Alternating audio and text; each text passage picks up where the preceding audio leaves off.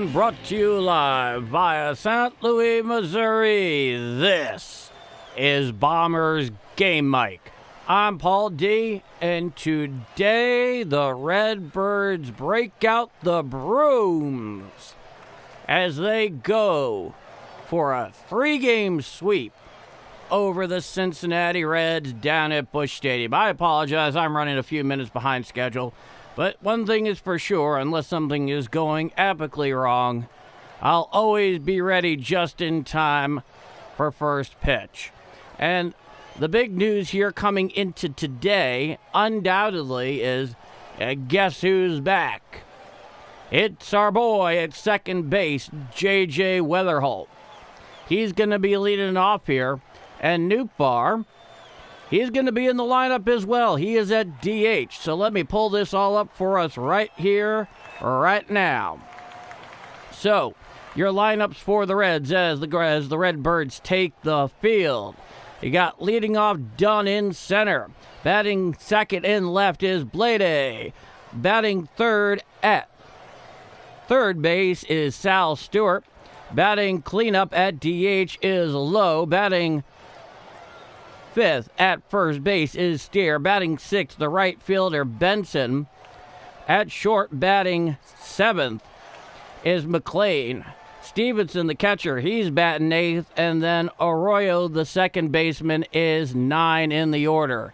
And starting today for the Redbirds is nothing other than the de facto DH for the Cardinals this year.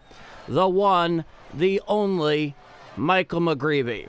And he has run into 2 big problems in his last couple of starts, especially his most recent one back on Monday? No, was it Tuesday? Monday against the Texas Rangers. And simply put, that is a lack of run support. Now, should we be shocked by this, considering the Cardinals are going up against Jacob deGrom? No, of course not. But even when he had his previous start to that up in Milwaukee, he ran into the same problem.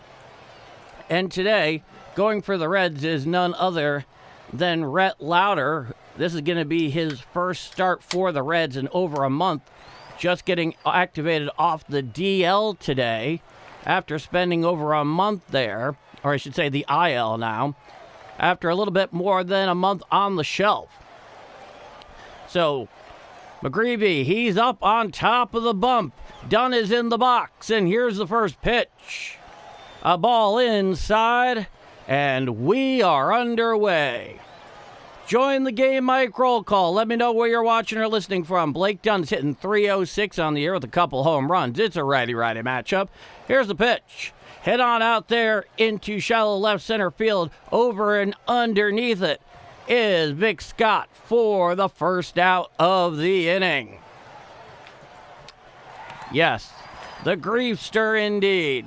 So here's your defensive lineman. Torres in left, Scott in center, Walker in right, Gorman at third, Fermin at short, Weatherholt at second, Burleson at first, Herrera behind the dish, and Michael McGreevy is on the bump. Here's the first pitch to Blade. Hit out there into center field, charging forward is Victor Scott, and he makes the catch for the second out of the inning. So, 3 pitches and 2 outs for Michael McGreevy here. A fine start to this Sunday afternoon in Game 3, the finale here as the Cardinals go for the sweep. And now here comes Sal Stewart, the other major contender for NL Rookie of the Year. McGreevy's back on the bump. Righty-righty matchup. Here's the pitch. Called strike. Outside corner, 4-seam fastball, 92 miles per hour, about thigh high. The count is 0-1. Sal Stewart, 257, 12 home runs, 39 RBIs for the Rook. Here's the 0-1. A sinker away for a ball, and the count is 1-1. Sikeston, Missouri is in the house. Good to see you, Zodiac C. From the full wind is McGreevy. He deals. Sinker down and away for a ball. That brings it count to 2-1. So by all means, let me know where you're watching or listening from here today as the Cardinals go for it. Let me know what you think McGreevy's lines could be. Here's the pitch. Ground ball to short. Fielded there by Farameen. He throws to first for the third out of the inning. The Reds go down in order, and so after 1/2 inning of play, it is the Cincinnati Reds nothing, and the St. Louis Cardinals coming to bat. I'm Paul D, and this is Bombers Game Mic. Let's go to the chat. Morton, Illinois, Kathy Thomas. So good to see you this afternoon. I hope you're well, Kathy. It is a good start, Zodiac. It is a good start. And I'm looking back up into the chat before I went live here. DJ Nick Fly with all the broom emojis. I think that's all what it's about. Gaming with Eric Boyce.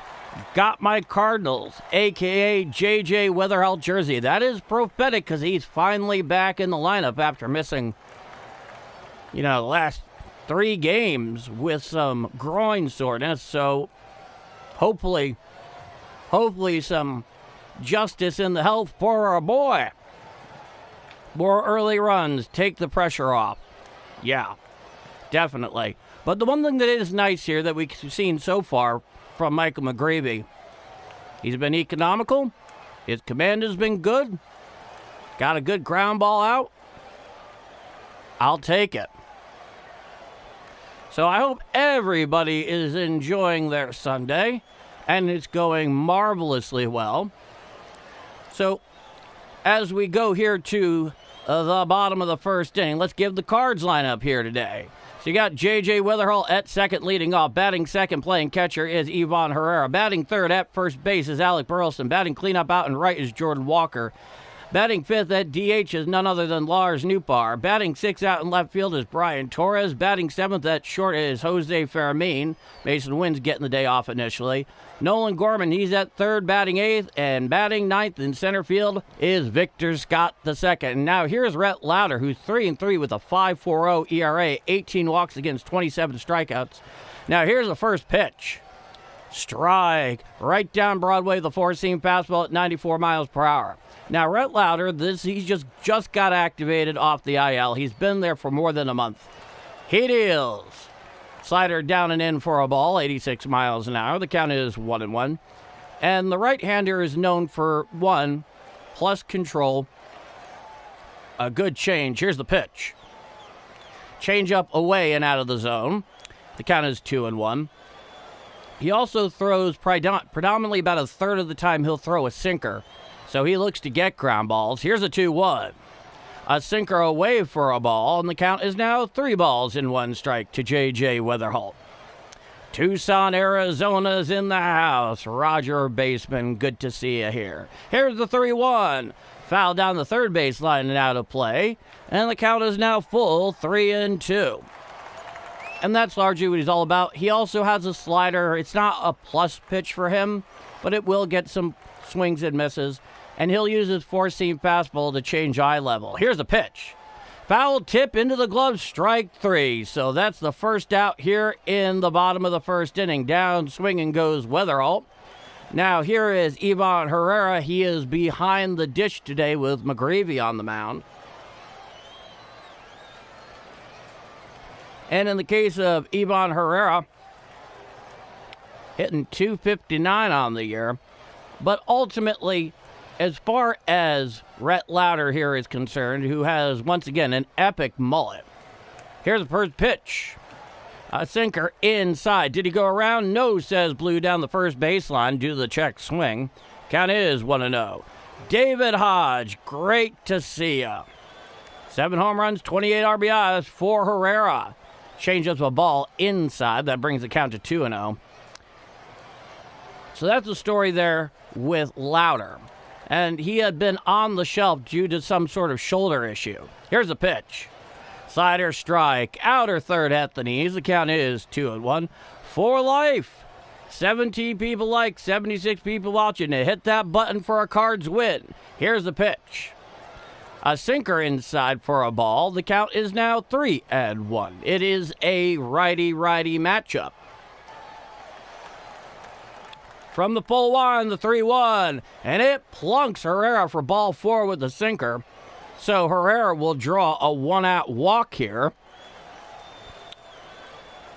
And here comes Alec Burleson. That'll be a righty-lefty matchup.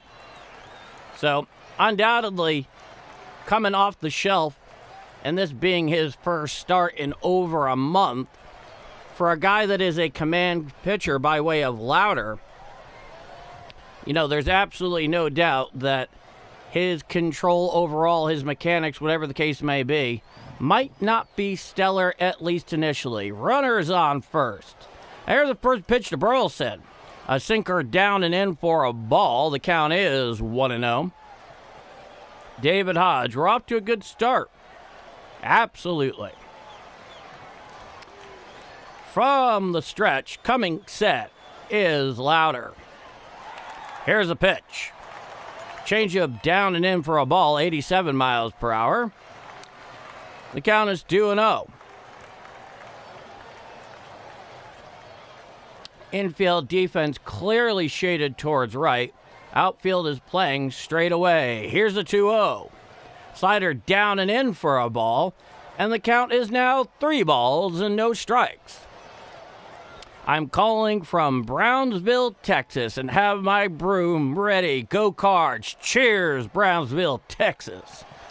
Coming set is Lowder from the stretch. Here's the 3-0. Strike, four-seam fastball right down Broadway, 94 miles per hour. And the count is 3-1. Herrera's on first following his leadoff walk. Coming set at the stretch is Lowder. Here's the 3-1. Strike, sinker right down Broadway, 93 miles per hour from Lowder. And the count is full to Alec Burleson. The sun is peeking through there today down at Busch Stadium. More than peeking through, they got some decent sunshine. Coming set is Lowder. Here's the 3-2. Head on out there into center field. Going a few steps over to his left is the center fielder. He makes the catch for the second out of the inning. Herrera will retreat back towards first. And that'll be 2 out in the bottom of the first.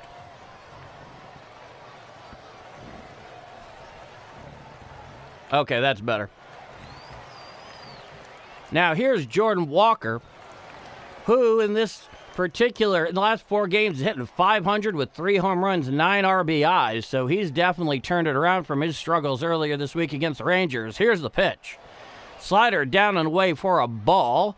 And the count is 1-0 to Jordan Walker. It's a righty-righty matchup with the righty Rhett Lowder on the mound. Coming set above the belt is Lowder, the 1-0. Sinker down and away for a ball, 95 miles per hour. And the count is now 2-0 to the Cardinal cleanup hitter today. 301, 16 home runs, 46 RBIs through 61 games for Jordan Walker. Now here's a 2-0. Strike, slider right down Broadway, 85 miles an hour. 20th pitch there for Lowder. The count is now 2 balls and 1 strike.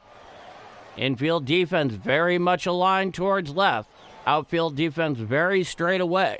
Coming set is Lowder. Here's the pitch. Hit to the left side and through the hole for a base hit.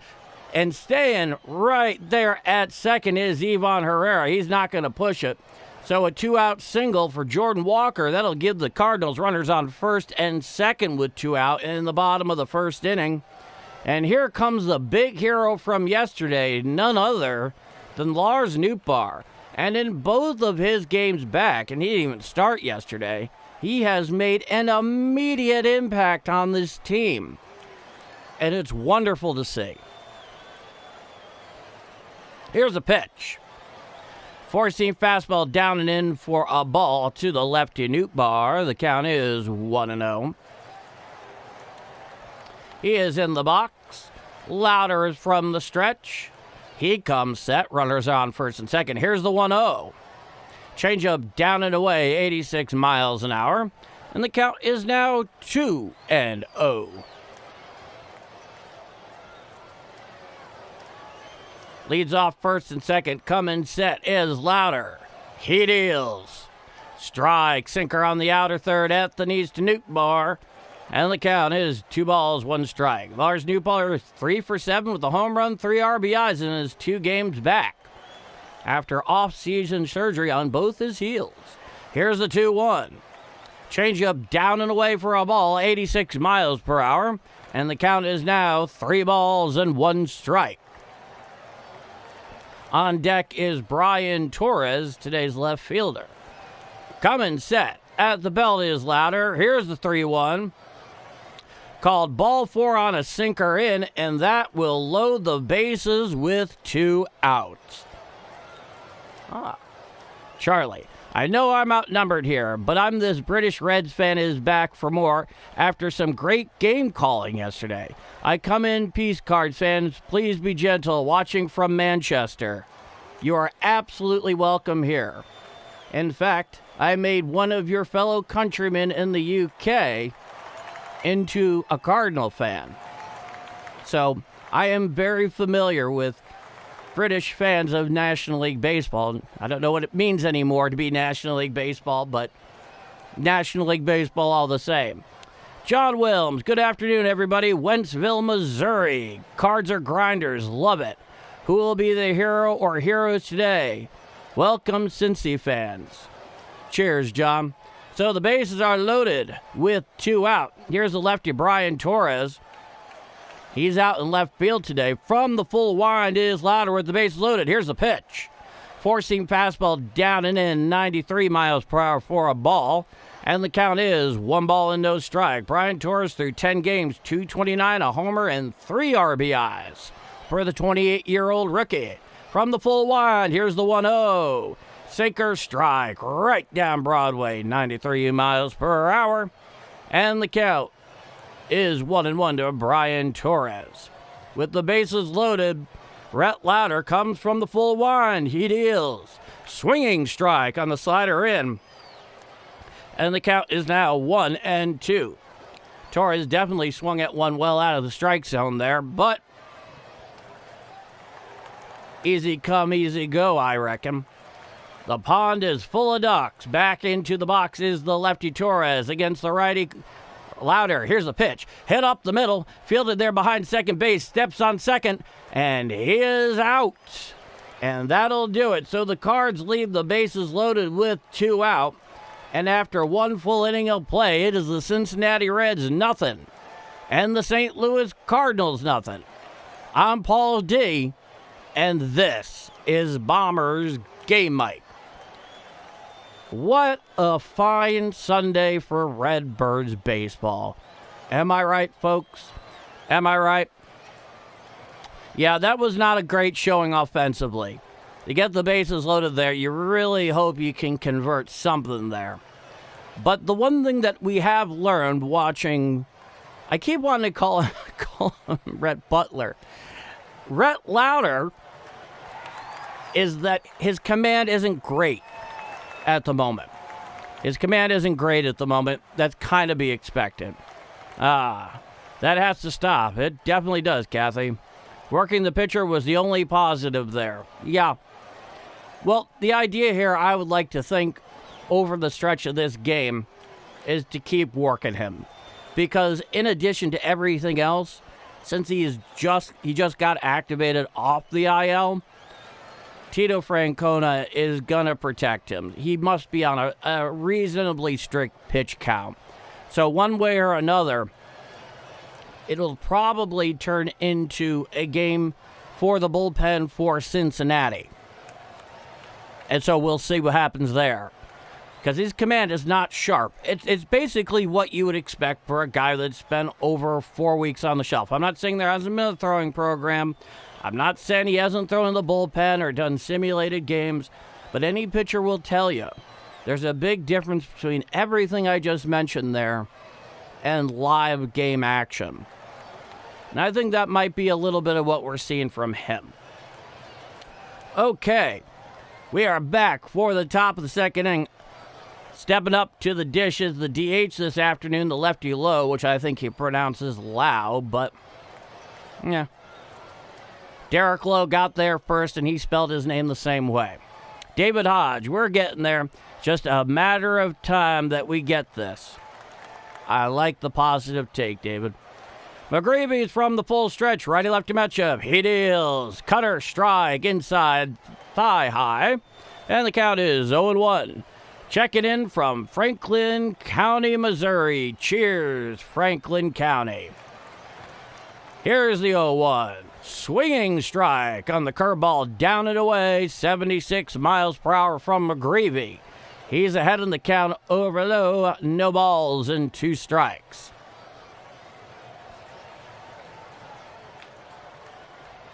And another in-game interview with the expressionless Ollie Marmol. From the full winds, McGreevy, here's the 0-2. A changeup down and out of the zone, almost in the dirt. The count goes to 1-2. So Mason Wynn is getting the day off, at least initially. So that means Farameen is, playing super utility player again. He's out at short starting today. Here's the 1-2. Up and away, a sinker, 91 miles per hour and out of the zone. The count is 2-2. Join the Game Mike roll call. Let me know where you're watching or listening from this afternoon as the Cardinals go for the sweep. McGreevy's from the full wind, the 2-2. And that is hit out there into shallow left center field. Underneath it is Farameen. He calls for it. He makes the catch for the first out of the inning. Watching from Forrestal, Missouri. Cheers, I drink to Forrestal, Missouri. Gaming with Eric Boyce. I like it when a YouTube username is really on point. That's cool stuff. Ice Cold Ollie. Yeah, pretty much. Now, here's Steer for his first at-bat. Righty-righty matchup. He's hitting 271 in the air. A sweeper down and away for a ball. 271, 9 home runs, 24 RBIs through 61 games. He's at first base today. He's often at second. Here's the 1-0. Foul back behind the plate on the sinker in at 90 miles per hour from McGreevy. The count goes to 1-1. Yeah, Ollie Marmol's like the Sphinx in there. You never quite know what he's thinking. All you know is that you can't read his emotional state based on his body language or facial expressions. Here's the pitch. Four-seam fastball strike, outside corner below the belt, 92 miles an hour. And the count is now 1-2 strikes. Tony La Russa wore sunglasses so they couldn't see what he was thinking. It's true that Tony La Russa had a definite poker player thing going there with the sunglasses. He kind of became iconic. Here's a 1-2. Sweeper down and away, 82 miles per hour. The count is 2-2. At least when it came to Tony, you knew that he was thinking constantly. You could basically hear it from the visitor's dugout. That man had gears going all the time. Here's the 2-2. Swinging strike 3. Down goes Steer for the second out of the inning. Now, Tony was fun because he was such a fox, He was always looking for something to outfox the enemy. Yep, my birthday is tomorrow. Well, Eric Boyce, in advance, cheers to you and a very happy birthday. From all of us here at Game Mike, a.k.a. me, to be sure. Here's the pitch. Curveball down and in and foul tipped off the foot there of Benson. The count is 0-1. Will Benson, the right fielder, 200 with 3 home runs, 6 RBIs through 47 games, a 683 OPS on the year. It's an 0-1 count and a righty-lefty matchup with the lefty hitting Benson in the box. McGreevy, he's on the bump from the full wind. Here's your 0-1. Strike, four-seam fastball outside corner above the knees. Count is 0-2. Time is granted by the home plate umpire at the behest of Benson. Yes, let's give Eric Boyce a very happy birthday. Here it's an 0-2 count here to Benson from the full wind. Here's the 0-2. Slider down and in, 83 miles per hour. The count is 1-2. Everybody's on their feet, including the tarps off contingent in right center field. Here's the pitch. Change up down and away, 87 miles per hour for a ball. The count is 2-2. No, with Tony, I remember in terms of him being a fox. Get back to this thought in a moment. Here's a 2-2 to Benson. Called strike three. Down goes Benson for the third and final out of the inning. After 1.5 innings of play, it is the Cincinnati Reds nothing. It is the St. Louis Cardinals nothing. No runs, no hits, no walks. They go down in order. We head to the bottom of the second. I'm Paul D. And if you are enjoying how I call these Redbird games here on Game Mike, please do leave a like. I appreciate it immensely. And the growing channel definitely benefits from it as well. You want to see more? Just hit subscribe. We'd love to have you back here in our slice of Redbird Nation. Now, I remember just how, if you remember the 06 World Series, I'm sure many of you do, how Tony La Russa was watching Kenny Rogers, I believe it was, very closely because he suspected that he was somehow doctoring the ball. And then all of a sudden, at a pivotal moment, he points it out to the home plate umpire, and then all hell broke loose. That's Tony La Russa to a T. Yep. Tarps off, shouting to the umpires. Part of their job. Part of their job. So far, McGreevy, very solid. Very good command. He's out there doing exactly what he wants to do. Now, going here to the bottom of the second, we're going to have Jose Fermin, followed by Gorman, and then Vic Scott. So the bottom three slots in the batting order for St. Louis this afternoon.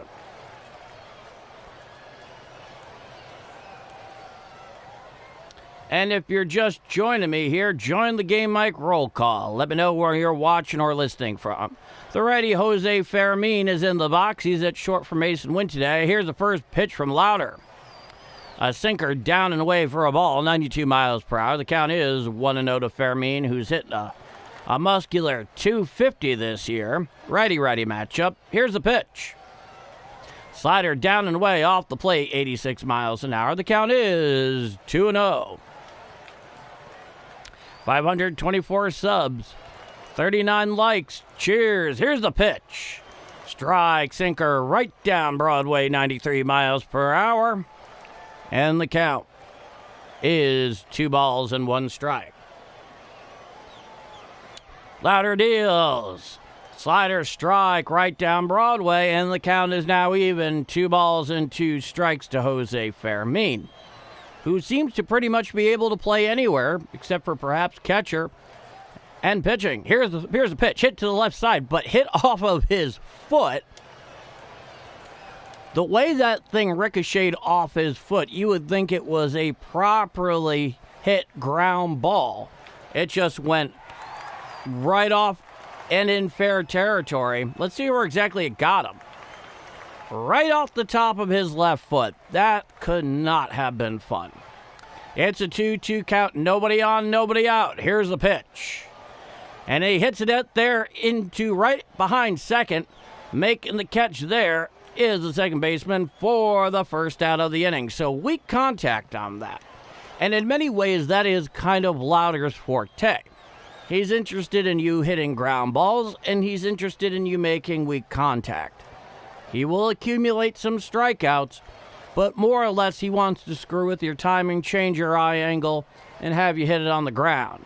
Now here's the first pitch, Nolan Gorman. Foul back behind the plate and out of play on the slider, up and away. Count is 0-1.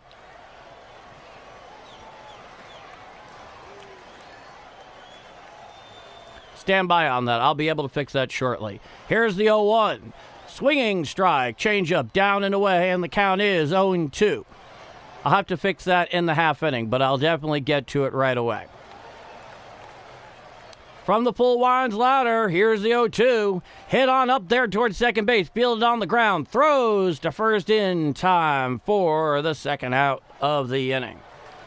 Let me see if I can start on the action here already for you.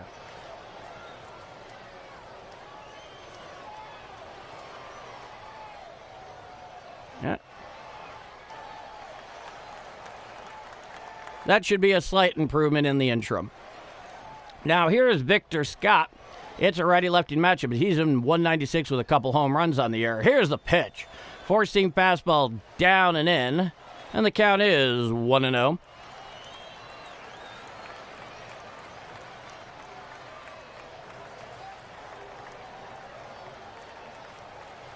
From the full wind, here's the 1-0 to Scott. Hit down the left field line and out of play on the sinker down and away. The count is 1-1.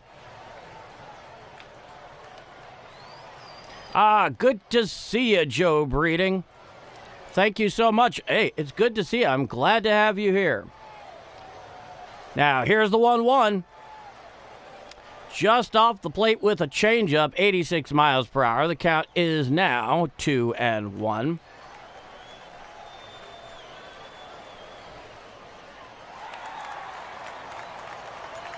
Here's the 1-1. Here's a 2-1. Sinker down and in for a ball. And the count is now 3-1 strike. Nobody on, 2 out. Lowder's from the full wind. He deals. And that's ball 4 on the four-seam fastball up and in. So Victor Scott will work a 2-out walk here.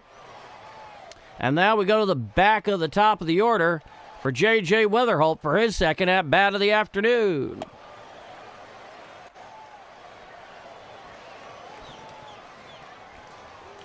Stepping in there to the box is the lefty Weatherholt. Victor Scott, he leads off first. Coming set at the stretch is Lowder. He deals. A slider away and out of the zone. The count is 1-0. That came in at 84 miles per hour. Cardinals today wearing their standard home whites with their bird on the black, navy cap with the red bill. Here's the pitch. Four-seam fastball away and off the plate, 92 miles per hour. And the count is now 2-0 strikes. Infield defense playing back, slightly shaded towards the right side with the lefty Weatherholt. Leading off first is Victor Scott. Here's a 2-0. Sinker strike, outside corner at the knees, 92 miles per hour. And the count is 2-1.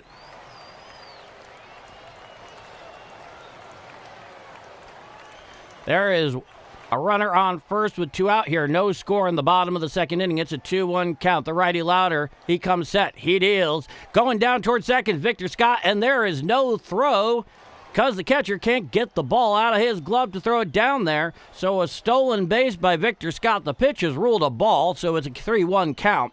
He also got an outstanding jump on that, accelerated exceptionally well. In fact, he even overslid the base slightly. Victor Scott leads off seconds, the 3-1 count to Weatherholt. Here's the pitch. Ball 4 on the sinker down and in, and that'll put runners on first and second with 2 out here in the bottom of the second inning.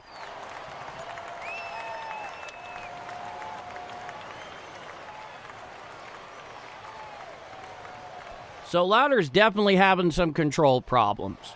Here's the thing, though, and this is where the Cardinals, we all know, came short the first time around.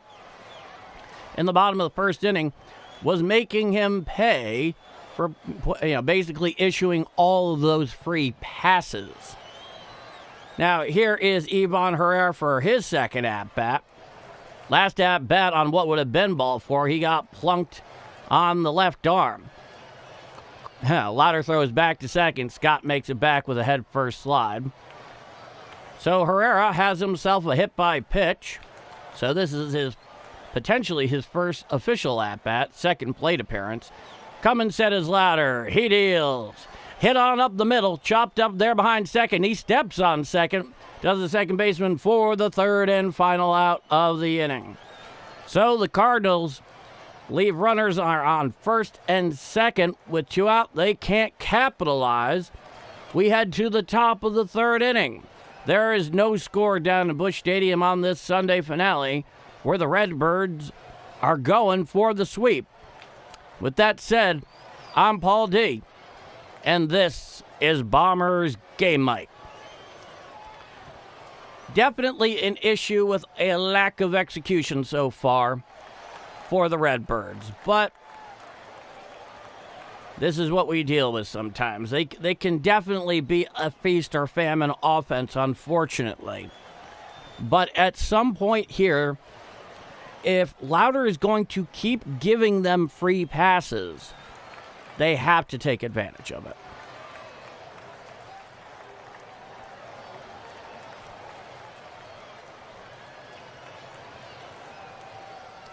I moved to Largo, Florida from Southwest Missouri. Had a hard time finding a way to follow the Cardinals. I'm glad you are here. Really helps a lot. I enjoy your broadcast. Keep up the good work. Well, Richard, I'm glad you enjoy it so much. Thank you for being here. Every one of us are happy to have you aboard. Joe Breeding, you have to score with men on base. Yeah, absolutely. You're only going to get so many opportunities to be able to even try in those kind of situations, especially with men in scoring position. It can be a maddening thing. And, while the Cardinals are, in fact, trying to go and extend into a 4-game winning streak today, it can, they won't be able to do that if they're not hitting with runners in scoring position and taking the free opportunities they're being, straight up given. All right, it is the top of the 3rd inning. Now, here comes McLean. He's leading it off for the Reds. It's a righty-righty matchup. From the full winds, McGreevy. Here's the pitch. Strike, 4-seam fastball right down Broadway, 90 miles an hour. The count is 0-1. McLean's hitting 200. Had a home run the other night, though. McGreevy has his pitch. Here's the 0-1. Hit foul down the first baseline, and heading over and looking into the stands is Burleson. It goes about 2 rows deep.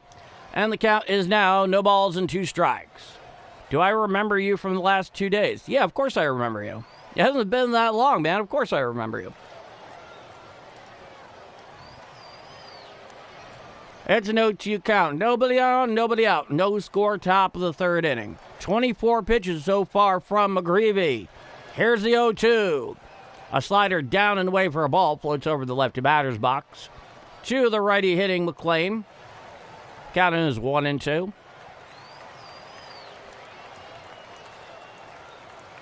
Mason Wynn showing him enjoying that day off. Here's the pitch.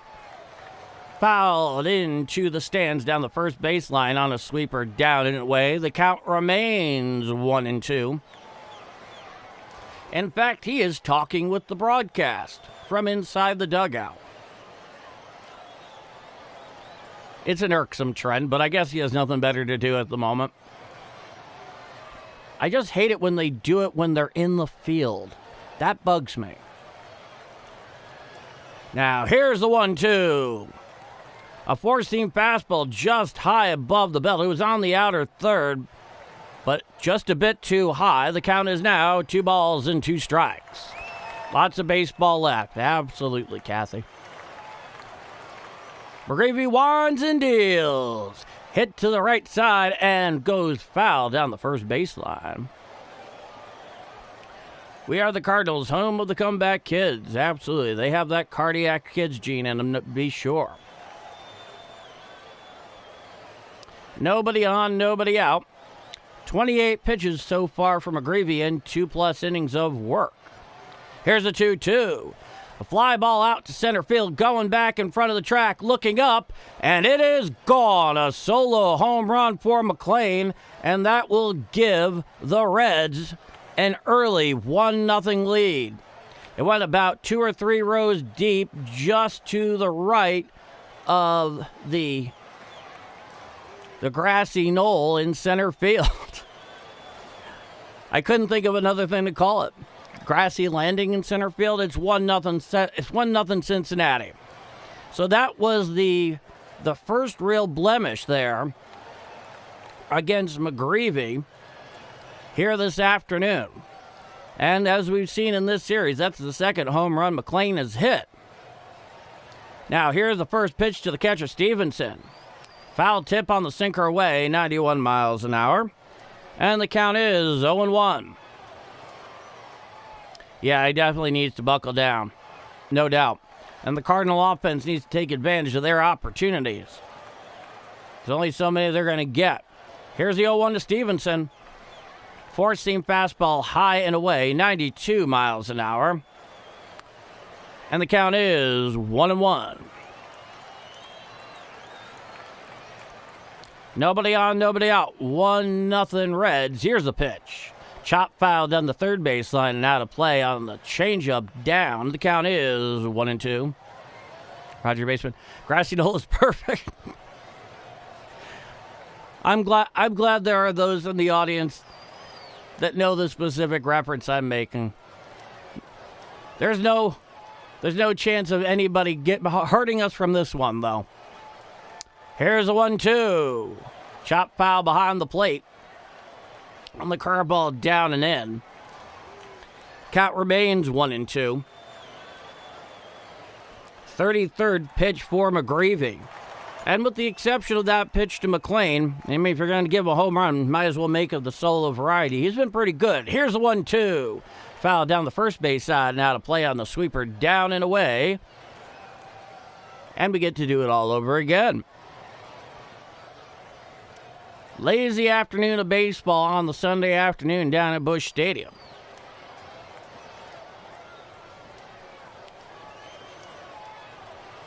McGreevy's back on the bump. He has his pitch. He comes full wind, the 1-2. Fouled down the first base side and out of play on the four-seam fastball up 91 miles an hour. Count remains 1-2. We're making Lowder work, and we're going to get into their horrible pen. I hope so, Sam. I think they have a good shot. Now, here's the 1-2. Hit on out there into right field, going back in front of the wall, looking up, and it is gone. A solo home run the other way by Stevenson. The second solo job here in the top of the third inning, and the Reds now take a 2-0 lead.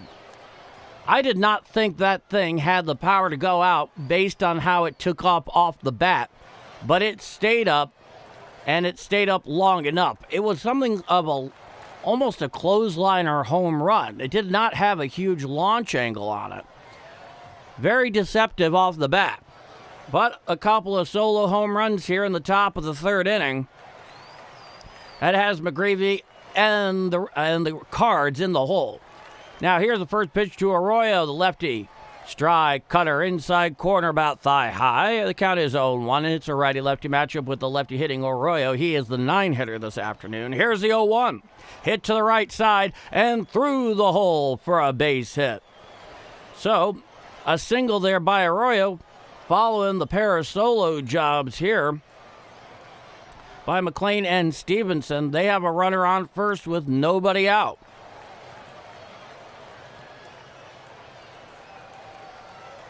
Baseball is a hard game. Absolutely is.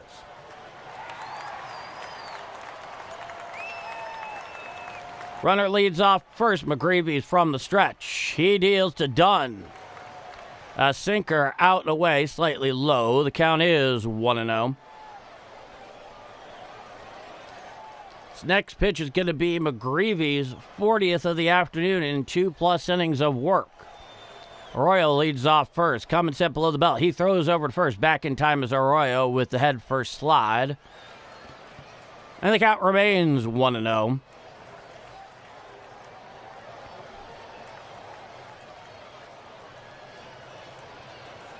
What is that patch? Here's the 1-0. Sinker down and away. It had the plate, but it was below the knees. Count is 2-0. Is anyone at all familiar with the patch on the right side of the Cardinal caps today? I don't know if I've just been missing this the whole time, but I can't quite make it out. Coming sets McGreevy. He deals. Hit to the right side. Fielded there by Burleson. He considers throwing to second, but takes it to first himself for the first out of the inning. And Arroyo will advance 90 feet to second on the play. Basically, Burleson got it on a hop about 5 feet in front of first in the baseline. He considered going for the force at second, thought better of it, took it to first himself to take the sure thing. That's the first out of the inning.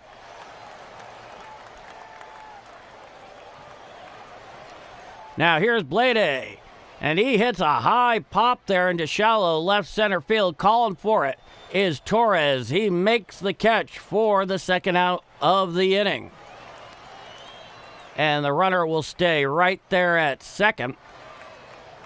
Cardinals broadcast is still marking it as him being on first.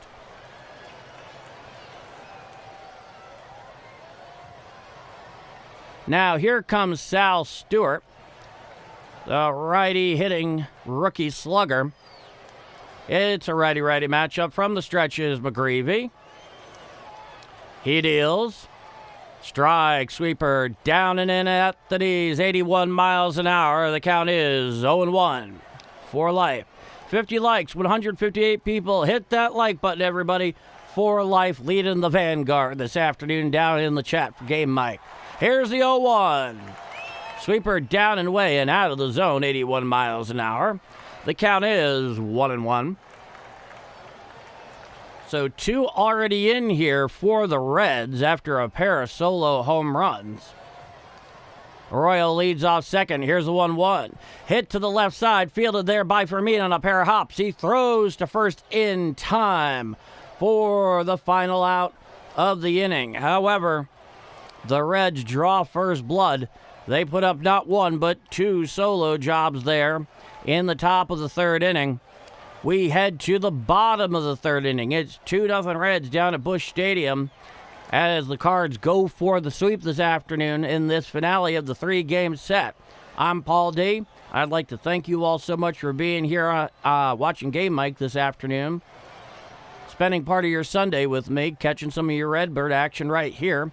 And if you like the way I call Redbirds baseball, please do leave a like. Helps out the channel a ton, and I appreciate it a ton. You want to see more? By all means, we'd love to have you. Hit subscribe. And with that said, 2-0 Reds after 2.5 innings. We head to the bottom of the third. No, they were not horrible pitches. I mean, let's put it this way. Both of those, well, specifically the one that was hit by Stevenson, I am still surprised got out of the ballpark. That looked more like a low-line fly ball to Jordan Walker in right. It just kept going. Joe Mason Wynn is getting married in August. I did not know that, but congratulations to him. You know, he gets his special ring to be part of the, the 2-person club there. One that I am very happy to possess. All-Star voting is coming. Who do we have available for the All-Star game? Well, I mean, everybody that's healthy, hopefully. I mean, I'll have to think on who on the Cardinals has a really good chance other than Jordan Walker, who should realistically be starting in right for the National League. Clear that up.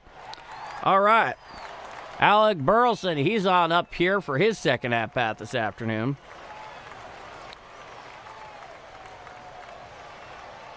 Now here's the first pitch from Lowder. A sinker away for a ball. The count is 1-0. It's a righty-lefty matchup. Alec Burleson, he's 0 for 1 today. And that was Lowder's 51st pitch through 2+ innings of work. Here's the 1-0. Change-up down and in for a ball, 86 miles per hour. The count is 2-0.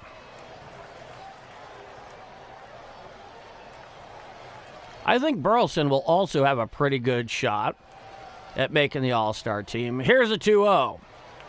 Four-seam fastball away, 93 miles per hour, and the count is 3-0 to Burley. True statement, Sam. I'm totally on board with that. From the full wind is Lowder. Here's a 3-0. Ball 4, so a 4-pitch walk worked by Burley on that one. And there's a runner on first following the leadoff walk. Now here's Jordan Walker. He's 1 for 1 today. This is a guy who's going to be starting in right field for the NL All-Star team. That much is certain. Hey, Thurman, good to see ya. Never a game without you, Thurman. Here's the first pitch to Walker. Slider strike, inside quarter at the knees. The count is 0-1. Let's go Cardinals. Yes, indeed. Looks like we have the right guys coming up. You know it, Richard. Coming set from the stretches, Lowder. He deals. Foul down the first base side. Now to play on the sinker up, 93 miles per hour. Count is now 0-2. Honestly, Richard, he might have a shot. I think he has a shot. I think he's definitely deserving. I mean, I'll tell you that much. Time is granted by the home plate umpire at the behest of Jordan Walker.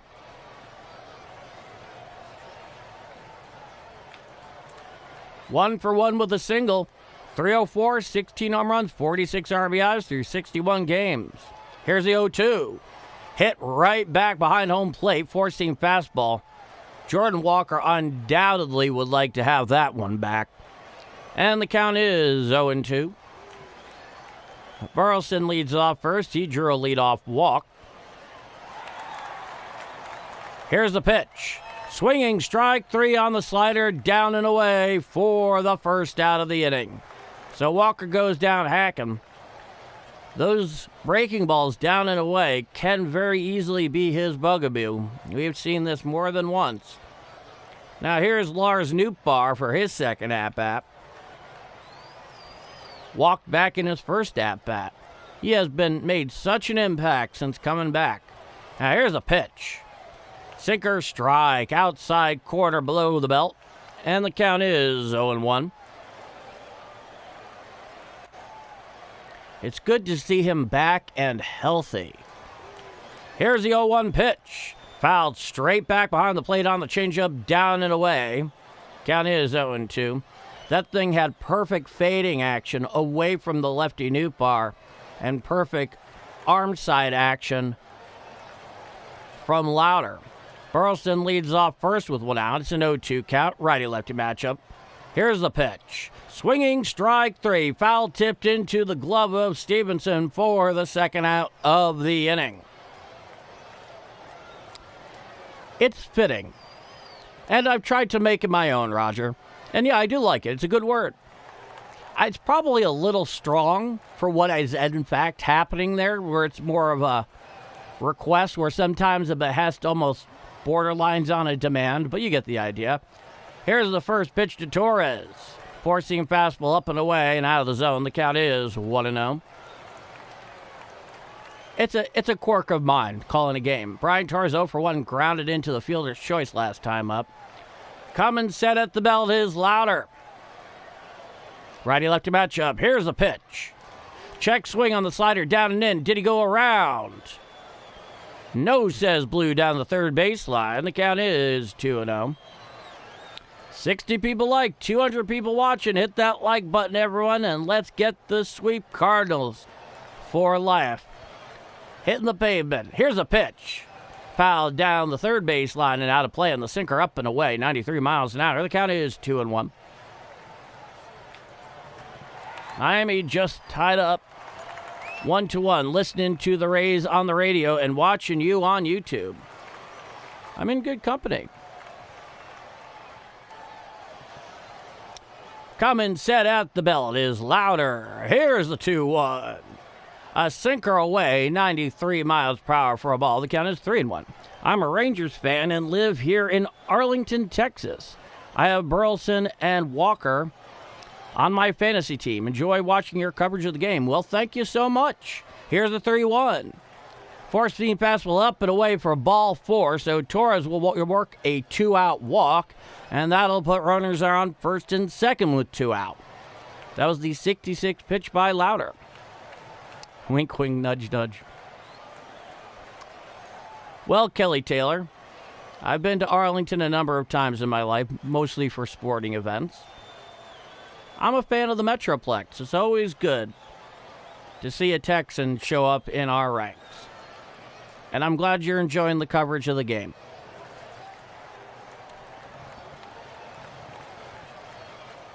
All right, so the powwow on the mound is over.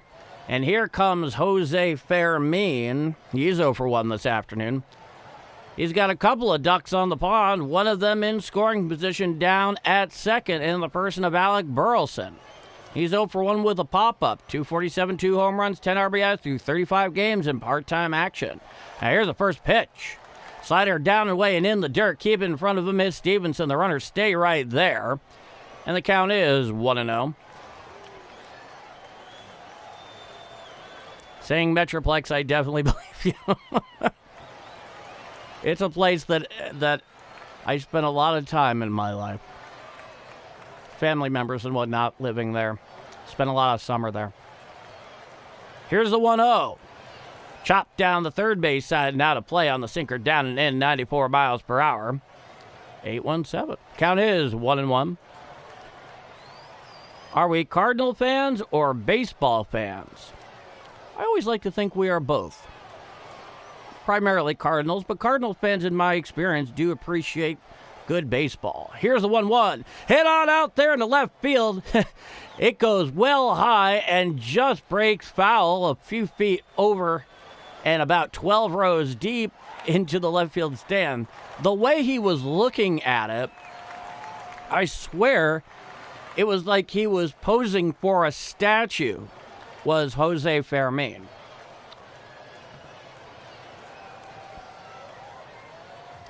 Cummins set his louder. It's a 1-2 count to Fermin. Here's the pitch. Swinging strike 3 on the slider down and away. Swung over the top of that did Jose Fermin for the third and final out of the inning. Nothing across for the Redbirds. We head to the top of the fourth inning. It is 2-0 Cincinnati here in Game 3 on Sunday afternoon down at Busch Stadium. I'm Paul D, and this is Bombers Game Mike. No, Kathy, I would definitely say, at least in my own experience, that Cardinal fans are always Cardinal fans first. But probably more so than most fan bases I've encountered on more like on the macro level. They do appreciate good baseball when they see it and are not afraid to recognize it, which is a quality I very much respect and admire.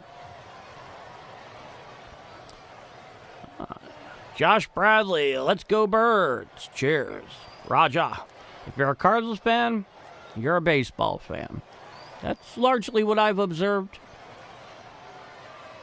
It's nice. It's a classy quality.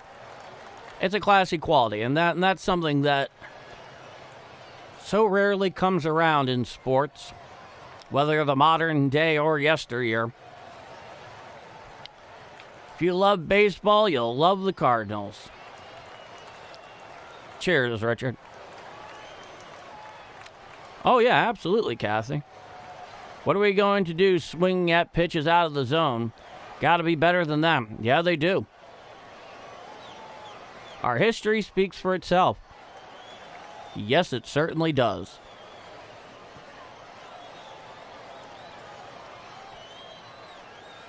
One other thing I like about St. Louis just as a sports town is that it is a baseball-first sports town, which I think is really a special thing.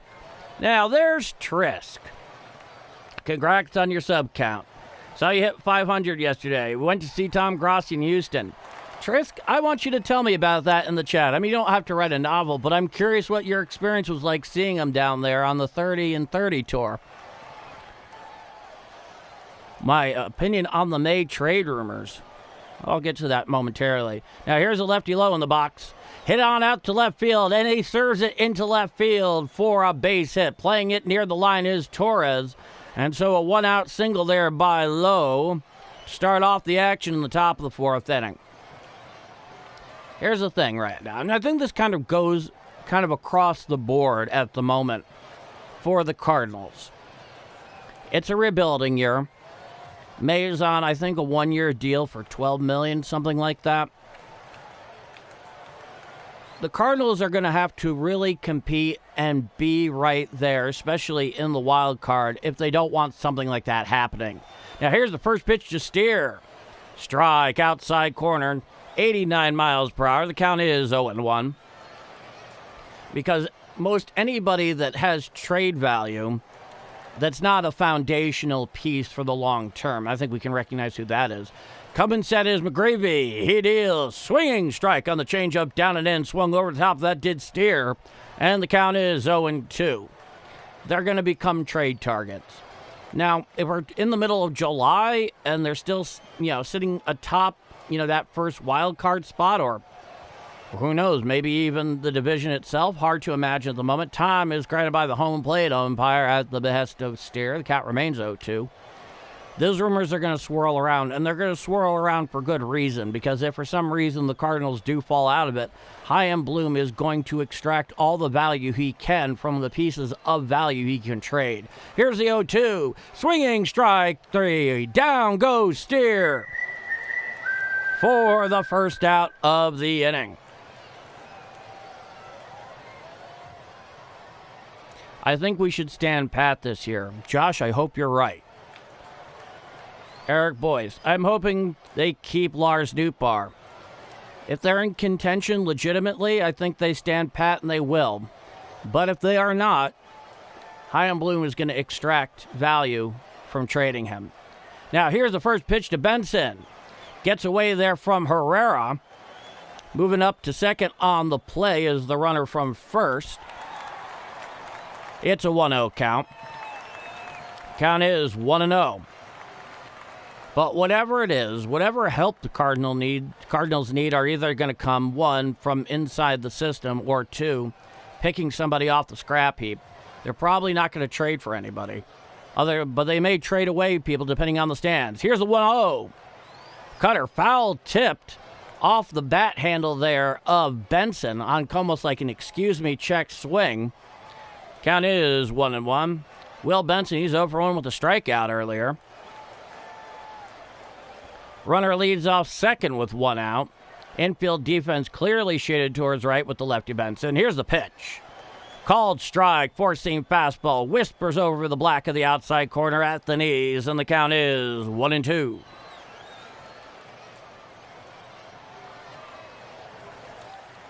Runner leads off second with 2 outs. A 1-2 count to the lefty Benson. Righty-lefty matchup from the stretches. McGreevy, he deals. Change-up down and away and in the dirt, 88 miles an hour. Count is 2-2. Thankfully, the Reds are below 500. Thanks to the fine efforts of these St. Louis Cardinals. Coming set is McGreevy. He deals. Swinging strike 3. Foul tipped into Herrera's glove for the second out of the inning. That was a slider going down and in. Got a piece of that thing. Did Benson. However, went right into Yvonne's glove for the second out of the inning. I'm looking forward to reading that out, Trisk. Once the half inning gets here, I'm going to focus right in on that. Runner leads off second. Now here's the first pitch. A sinker down and out of the zone to the righty McLean. The count is 1-0. McLean is responsible for one of the 2 Cincinnati runs. He hit that first solo blast. Back in the top of the third. Coming sets McGreevy. Here's the 1-0. Swinging strike on the changeup down and away, 85 miles an hour. And the count is 1-1. Runner on second with 2 out. It's 2-0 Reds in the top of the 4th inning. Cardinals are pushing to try to get this sweep of Cincinnati here.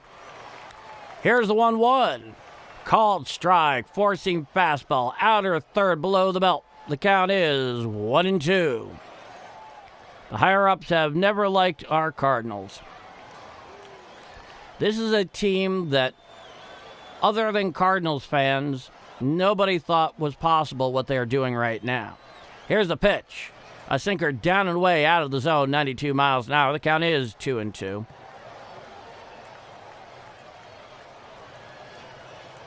Yeah, Josh, he has improved. I know he still has issues throwing guys out, but otherwise he's become a very respectable receiver. Gravy steps off the rubber there. He does not get the pitch he wants yet from Herrera behind the dish. Cleans back in the box. Get to do it all over again. He has it. He comes set below the belt. He's at the stretch. Here's a 2-2.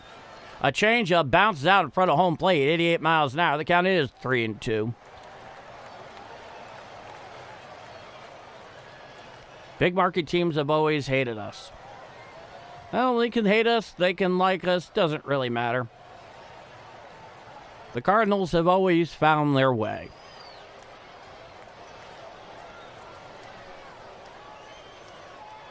Runner leads off second. Back in the box is the righty McClain. 1-for-1 with that solo home run earlier. Coming set below the belt is McGreevy. Here's a 3-2. Swinging strike 3. There goes McClain for the third and final out of the inning. So McGreevy gets out a little trouble there with the runner in scoring position. But Cincinnati pushes nothing across. We head to the bottom of the fourth inning. It is 2-0 Reds here early. I'm Paul D. Thank you all so much for spending part of your Sunday afternoon with me here on Game Mike. Enjoying my Redbirds call here today. And if you are enjoying my Redbirds call today, please do leave a like. The channel benefits from it a great deal, and I appreciate it a great deal. And if you want to see more, by all means subscribe. Every one of us would love to have you here in our slice of Redbirds Nation. And with that, I'm Paul D. And this is Bombers Game Mike. Let's go to the chat. Okay, Trisk. Okay. All right. We showed up at 4:20 p.m. Started at 4:30. Time was introduced. About 50 folks got in line to talk to him. I was unaware on how it would go. It was different than some of the other stops, so that's interesting. But he was spending a good amount of time with each fan. We got in line about 75, 80 back at 5 p.m., and at 7:30 p.m., we were next in line. He was so generous with his time. He actually asked, let me get to the remainder here, many questions to his fans. He was a true gentleman and was amazing to speak with, a wealth of football knowledge and very humble. The event was full of exciting fans that shared experiences and fun. I'm glad to hear that Tom Grossi is largely how I imagine him in my imagination. He's one of the good guys out there in sports YouTube. I don't really know so many of the bad guys, but he's just, he's an exemplar of just a really cool dude who, despite the immense amount of exposure that he's had and the incredible, audience that he has built over, I think, 10 or 11 years now, that you can watch him and you don't even need to be a Packer fan. I'm not a Packer fan, and I enjoy him a lot. Now, here comes the lefty, Caleb Ferguson, in relief of Lowder. 6 1/3, a 0 ERA, a 0.47 whip. Lefty-lefty matchup there with Gorman in the box. He's 0 for 1. Here's the pitch. A sinker down and in out of the zone. The count is 1-0. I told you that Tito was going to go and protect Rhett Lowder here. Gorman's hitting .201, 7 home runs, 26 RBIs through 59 games.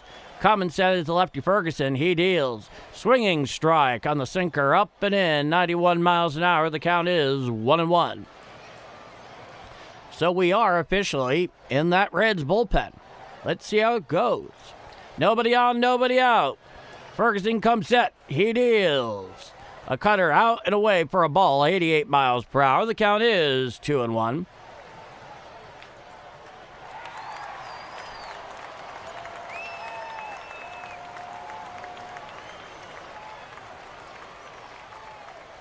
Back in the box is Gorman. Coming set is Ferguson. He comes set above the letters. Here's a 2-1. Strike, sinker right on the black there on the outside corner above the knees to Gorman. The count is 2-2. John McCain. First, wait. No, you said John McClain. I was watching Die Hard, the original Die Hard, not a few days ago. Coming set is Ferguson. Here's the 2-2. Cutter down and away for a ball at 88 miles an hour. Count is 3-2.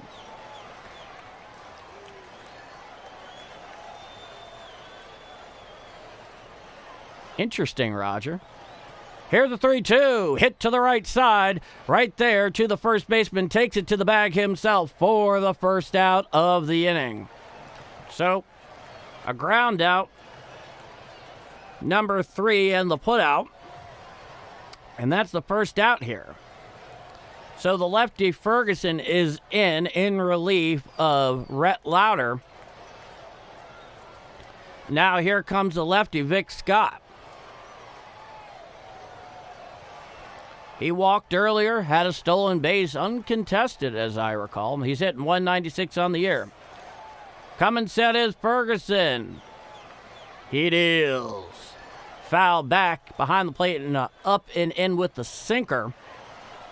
Count is 0-1.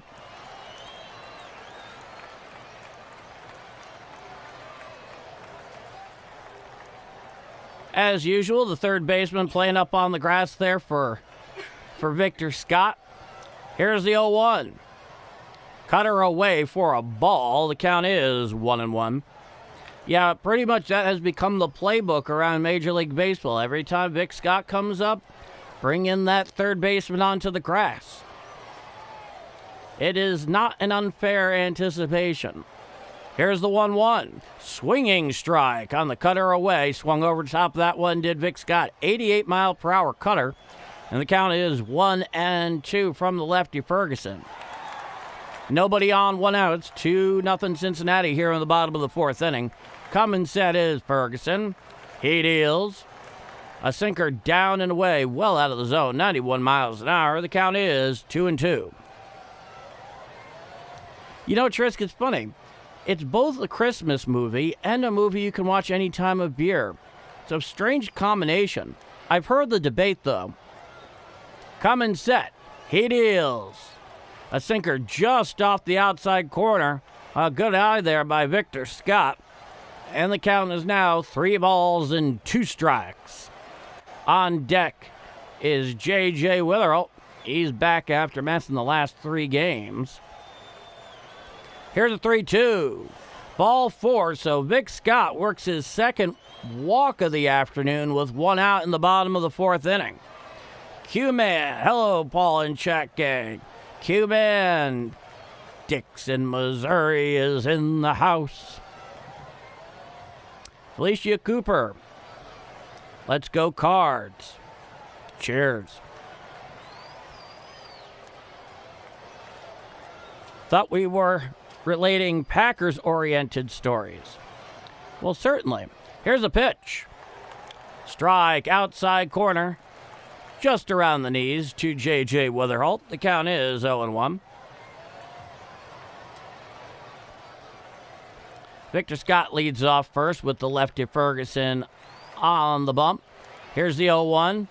Chopped over towards second base. He fields at 1, throws the second one, on to first. No chance. He beats the throw by quite a lot there, does J.J. Witherholt. However, the force at second will erase Victor Scott and serve as the second out of the inning. But I'll read your 1 out, Roger. My dad stood up a woman for dinner once that had brought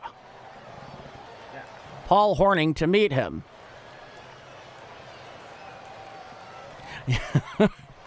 It's a good quote. Here's the first pitch to Herrera. A slur for a strike on the outer third below the belt. The count is 0-1. It's a lefty-righty matchup. J.J. Witherholt reached first on the fielder's choice, and he's sitting down there at first. Coming set is Ferguson. Here's the 0-1. A slurve down and in, challenged immediately by the catcher Stevenson, who was initially ruled a ball. So we await the outcome of this ABS challenge. It will be close, but I think it was a ball. Stevenson was correct. It's a strike. And so it goes from 1-1 to 0-2 with 2 out here in the bottom of the fourth inning. J.J. Witherholt leads off first. He reached on the fielder's choice. Lefty-righty matchup. Coming set is Ferguson above the letters. He holds. He deals. Called strike 3 on the cutter right down Broadway for the third and final out of the inning. Nothing across for the Redbirds. We head to the top of the fifth inning. It is a 2-0 Cincinnati lead here in this finale of the 3-game series down at Busch Stadium. I'm Paul D, and this is Bombers Game Mic. Good old Vic. If you're not hitting real well, a walk is great. Get the pitch count up. That is definitely the pros' way to go. No question.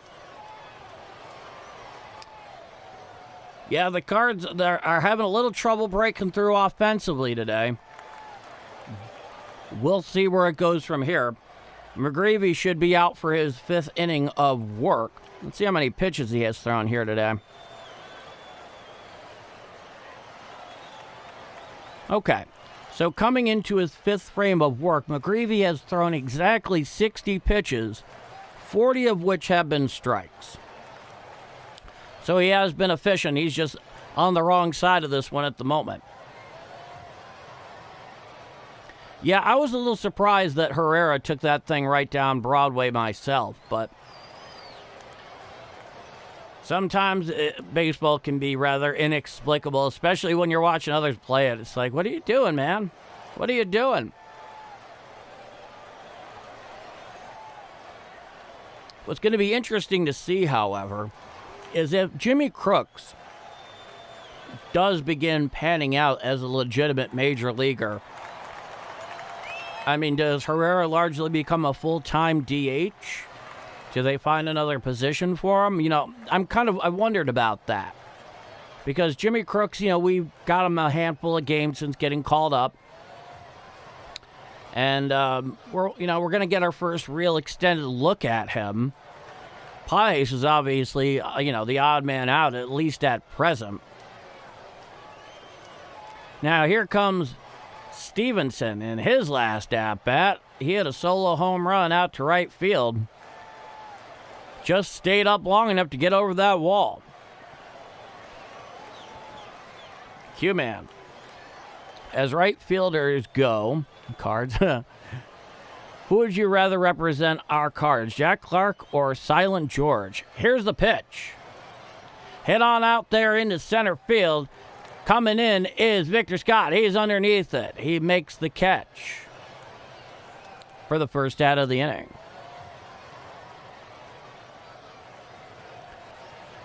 I'm more familiar with Jack Clark, so I have to go with familiarity on that part, or else it's just, I can't answer the question any better than that, unfortunately. Mason Wynn _prods. Welcome back. Hi. Good to see you this afternoon. Here's the first pitch to Arroyo. Curveball strike, 76 miles per hour on the outside corner at the knees. It's a righty-lefty matchup. Arroyo is 1 for 1. Here's the 0-1. Hit to the right side and fielded there by Burleson. Covering first is McGreevy. He takes the throw and he makes it to the bag for the second out of the inning. John Wilms. The biggest problem of the Cardinals is the wealth of talent always in the system. Who comes up, who stays down, this is a huge problem. It's a problem, but luckily it's a problem I think we can all embrace having. We're very lucky to have it. But it's still a problem. It's a dilemma, really. It's a dilemma. Where, well, maybe it's a form of a dilemma, where you have a wealth of good options as opposed to a wealth of bad options. Now, here is Dunn for his third at-bat. He's 0 for 2. Strike, sinker, inside corner above the knees. The count is 0-1. The righty Dunn here is 0 for 2. It's a righty-righty matchup. 2 out, nobody on top for the 5th inning. 2-0. He shows bunt. He put it down the third baseline. Fielded there on the line is McGreevy. He throws to first, and he got him at first. Oh, what a play there by McGreevy. Just came out there, pounced on the ball right next to the third baseline, picked it up, spin through to first, got the runner for the third and final out of the inning. Down go the Reds in order. We head to the bottom of the 5th inning. It is 2-0 Cincinnati down at Busch Stadium in downtown St. Louis on the western banks of the mighty Mississippi. I'm Paul D, and thank you all so much once again for spending part of your Sunday afternoon with me.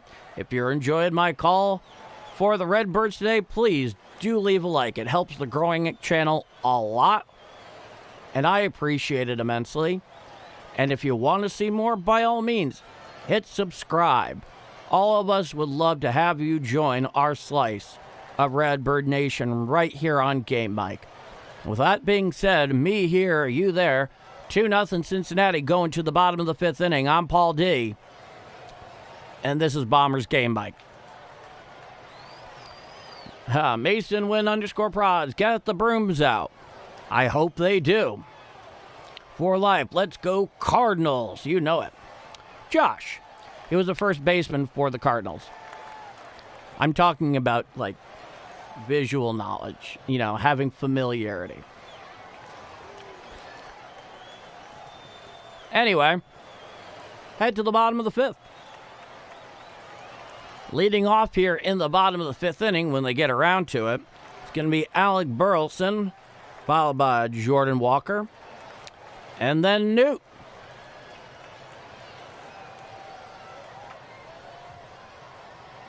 Hated candlestick due to its wind. A lot of people hated it due to its wind.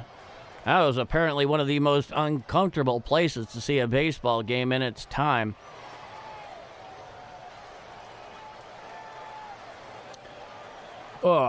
But the new ballpark, which isn't even new anymore, it's about 25 years old, is very nice.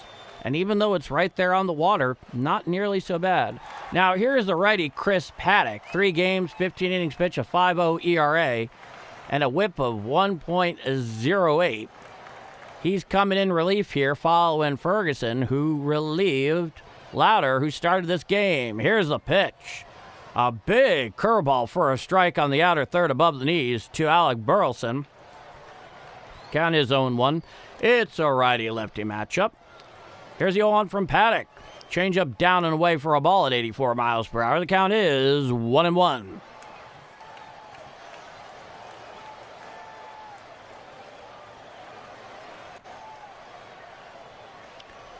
Here's the 1-1 pitch. Fouled down the third base side. Now to play on the four-seam fastball up and away, 93 miles an hour. Count is 1-2. 75 likes, 194 people watching. Let's get to 100. For life, I thank you so much as always. Part of the Vanguard. Nobody on, nobody out. Coming wind is Paddock. Here's the 1-2 to Burleson. Popped up behind the plate and out of play. Count remains 1-2. I'll say it again. Alcohol took care of candlestick woes. I bet it did. Here's the 1-2. Hit to the left side and in the base hit. Going down the line in left field. Playing it in the corner. Going down to second is Burleson. And he will have himself a stand-up double to lead off the bottom of the 5th inning for the Cardinals.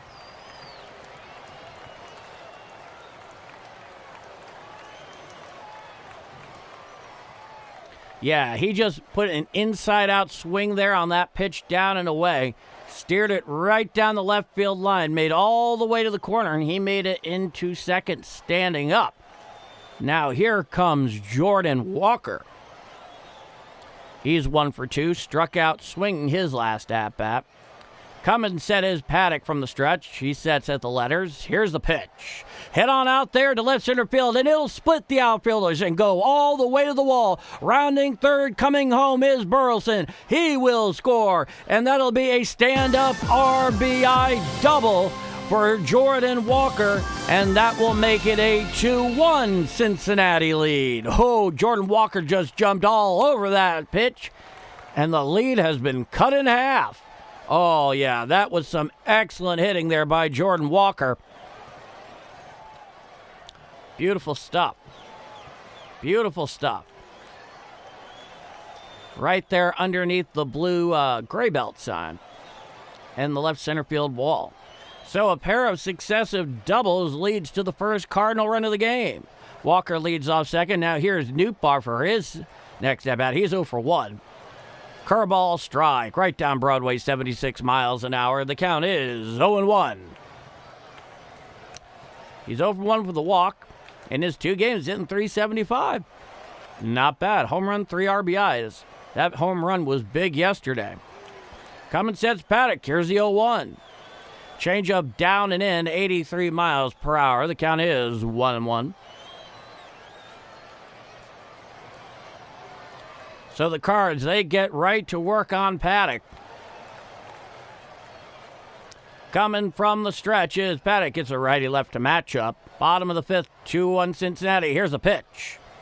Changeup down and in. Did he go around? No, says Blue down the third baseline. The count is 2-1.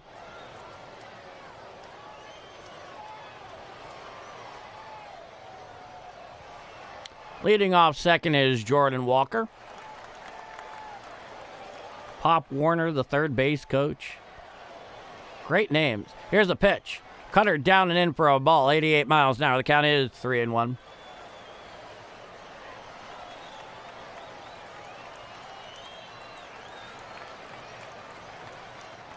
It's a 3-1 count to Newt. Runner on second, nobody out. 2-1 Cincinnati. Coming set is the righty Paddock. Here's the 3-1.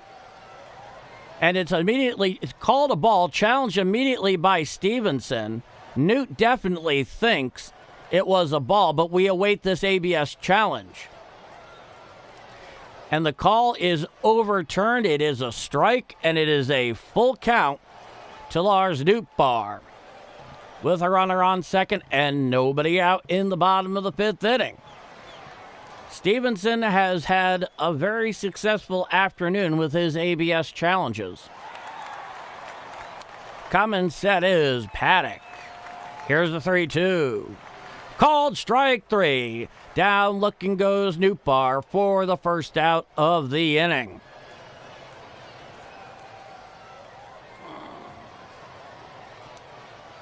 Can you imagine how little we would have gotten if we had traded Walker this past offseason? Yeah, there was a good reason not to. You know, he was definitely at a low of potential trade value. Now here's Brian Torres. He's 0 for 1. Righty-lefty matchup. Runner leads on second with out. He throws back to second. Back in time is Jordan Walker, and it was a very close play. He just gets his hand in there before the tag, but he is safe.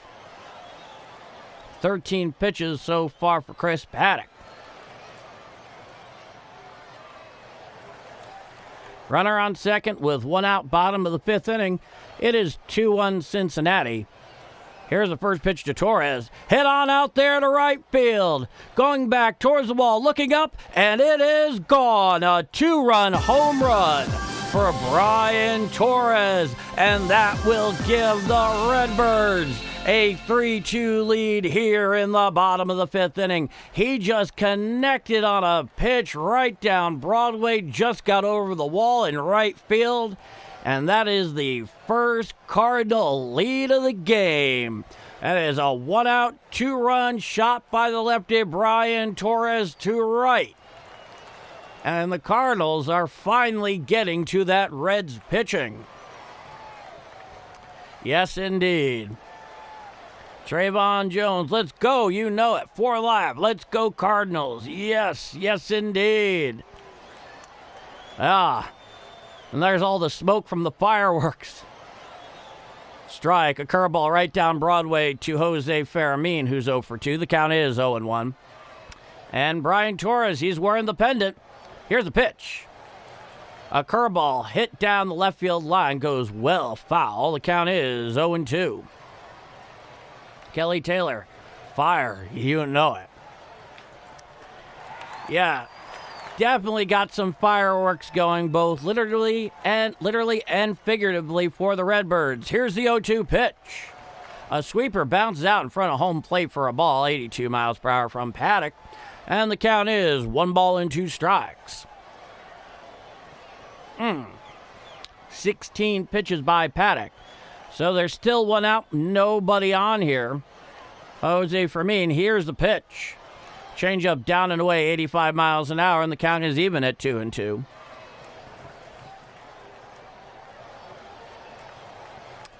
It's a righty-righty matchup. From the full wind is Chris Paddock. He deals.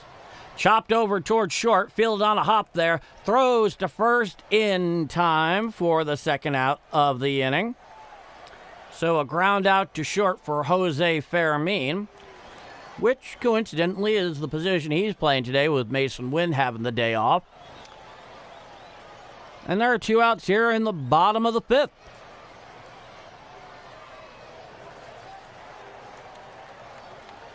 Justin Beasley has entered the chat.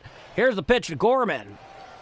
Fouled back on a changeup up and away, 84 miles an hour. No doubt Gorman would like to have that one back. And count is 0-1.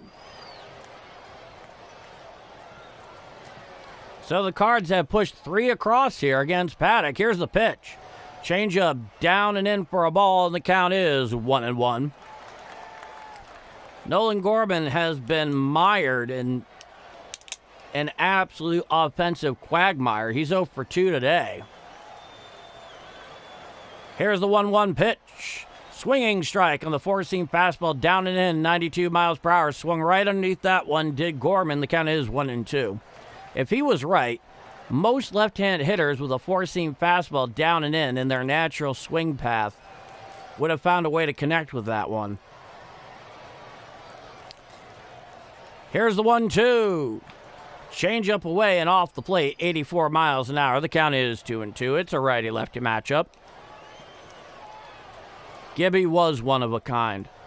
I wish I had been alive to be able to watch him, go see him play, see him on TV, listen to a radio call in action.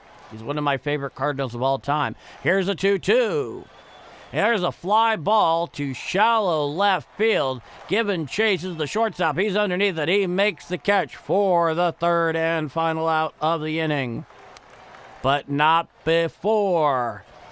An RBI double by Jordan Walker and a 2-run home run from Brian Torres give the Cardinals a 3-2 lead going to the top of the 6th inning. I'm Paul D.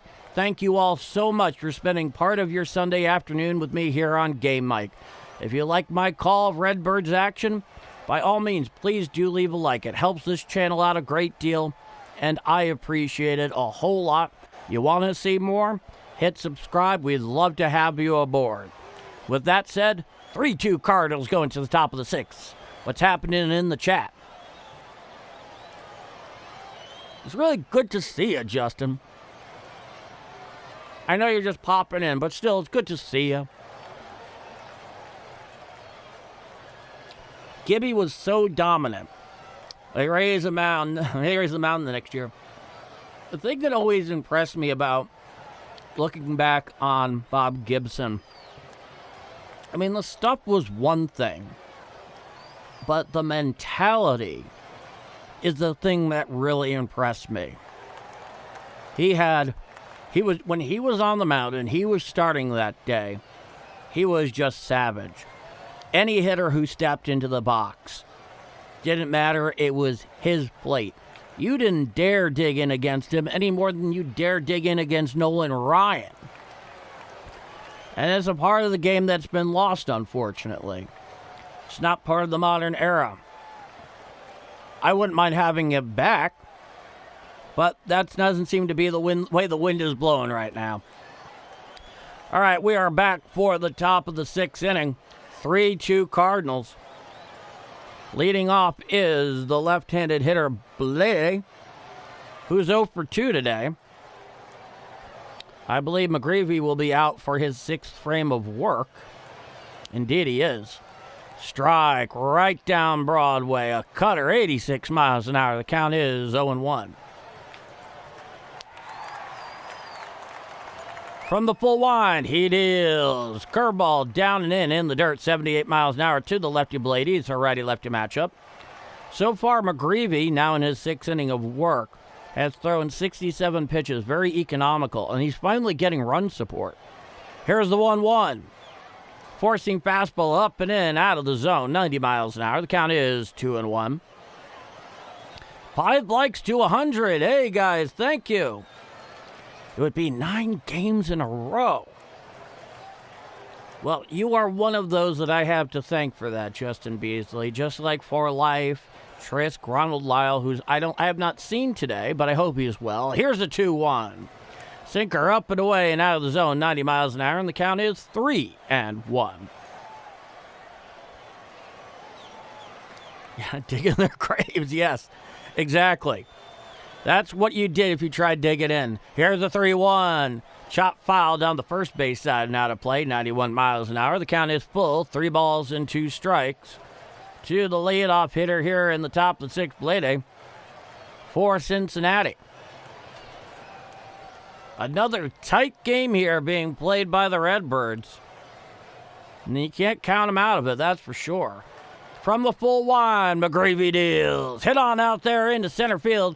Going a couple of feet to his left is Victor Scott. He makes the catch for the first out of the inning. Now, here's something that I have to say about Victor Scott. We're all familiar with his offensive difficulties. I've even seen some people pick on him for not being as good on defense this year. I've watched a lot of Cardinal games this year, and pretty much anything that isn't just utterly superhuman to try and get, he gets to those balls. So you always feel very... If I'm a pitcher for the Cardinals, and I see a fly ball to center field that I know that's in the park, I have a lot of confidence that Vic Scott's going to track it down somehow, if anybody can do it. Now, here's Sal Stewart. He's 0 for 2. Here's a pitch. A sweeper down and away for a ball, 81 miles an hour. The count is 1-0. McGreevy pitching well today, it seems. Yeah, he had that third inning where he gave up the pair of solo home runs, but that's been it. Here's a pitch. There's a fly ball to shallow right field just beyond the lip of the infield grass. Makes the catch, just JJ. Squeezes the second out of the inning.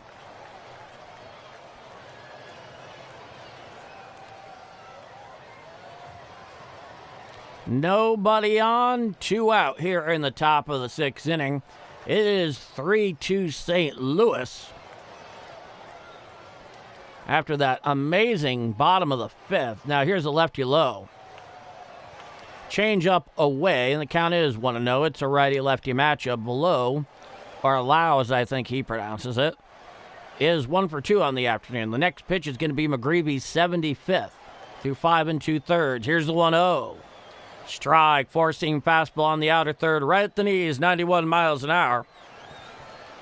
The count is 1-1. McGreevy's moving quickly here from the full wind. He deals. Pop fouled over towards the dugout for the Reds, and it falls right into the dugout. No play to be made there.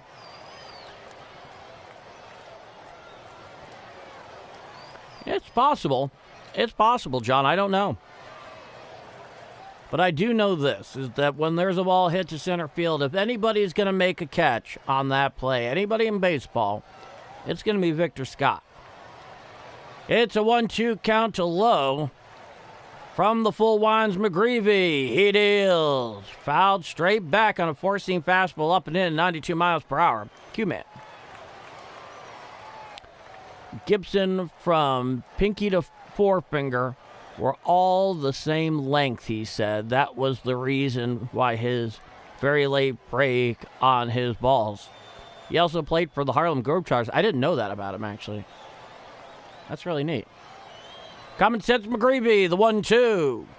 Slider down and in the dirt in, and the count is 2-2. That came in at 83 miles an hour. It's a 2-2 count to Low. Nobody on, 2 out. Tarps off. Their numbers are growing. Here's the 2-2. Hit to the right side and through for a base hit into right center field. Making the play, throwing it back in is Jordan Walker. So Low will have a 2-out single here in the top of the 6th inning. And here comes the righty first baseman today, Steer. He's been playing second base the first 2 nights. He's over at first, and Sal Stewart's moved over to third here today. Next pitch is going to be McGreevy's 80th. If he can make this a short at-bat, we may see him out in the 7th. Hard to say. Righty-righty matchup. Runner leads off first. From the stretch is McGreevy. Here's the first pitch. Strike. Four-seam fastball, outer third, thigh high, 89 miles an hour. The count is 0-1.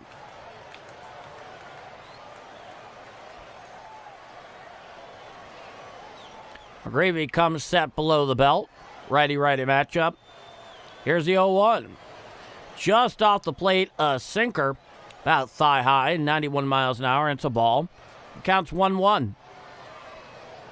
Didn't miss by much, but it missed. Spencer Steer is 0 for 2 with a pair of strikeouts, but he's hitting .269 with 9 homers, 24 ribeyes on the 22-6 campaign. Stepping off the rubber there is McGreevy, trying to get on the same page as Herrera. It's happened a few times this afternoon, but no worse for the wear for the most part. Coming set below the belt. Runner leads off first with 2 out. Here's the 1-1. Four-seam fastball just up and away. Check swing. Nose says blew down the first baseline. Able to hold it is Steer. And the count is 2 balls and 1 strike. It is a 3-2 Redbird lead after a big bottom of the 5th inning. Coming set is McGreevy. Here's the 2-1. There is a high pop-up there into shallow center field. Calling for it is Fermin. An old home run in the silo. He catches it. An old can of corn for the 3rd and final out of the inning. With that, no runs, 1 hit, no walks, 1 left on. We head to the bottom of the 6th inning down at Busch Stadium on the western banks of the mighty Mississippi. It's a 3-2 Cardinal lead. I'm Paul D, and this is Bombers Game Mic. Our defense up the middle is as good as anyone outside of the catcher. Actually, yeah, you're right. That's a very good point. I mean, Herrera obviously has issues throwing guys out. We know that part. He's become a good receiver. I'll give him credit for that.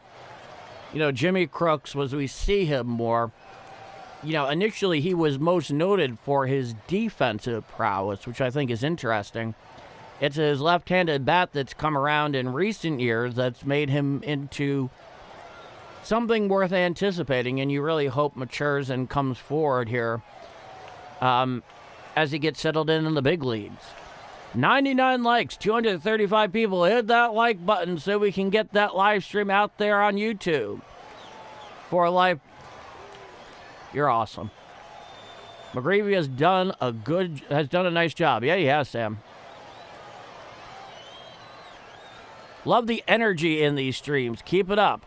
Well, Seth Betts, I'm glad you enjoy it. Love to have you here. You're very much welcome in our ranks. Now, we definitely like having fun here. People are good to each other here. Not just nice, but they're kind, they're thoughtful, they're insightful. I'm very lucky. In fact, just as a side note, as I've been doing this now, you know, between the Cardinals and the Yankees, but now this has just become a Cardinal channel. It's what it is.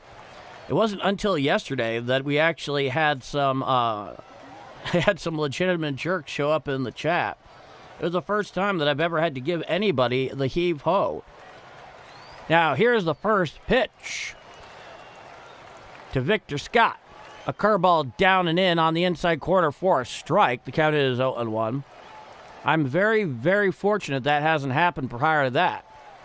A changeup away and up for a ball. The count is 1-1 to Victor Scott. He has reached base twice on a pair of walks. So a couple plate appearances, but no official at-bats as yet. Paddock winds. Here's the 1-1. Foul back behind the plate on a four-seam fastball in the inner third above the knees, 91 miles an hour. The count is 1-2.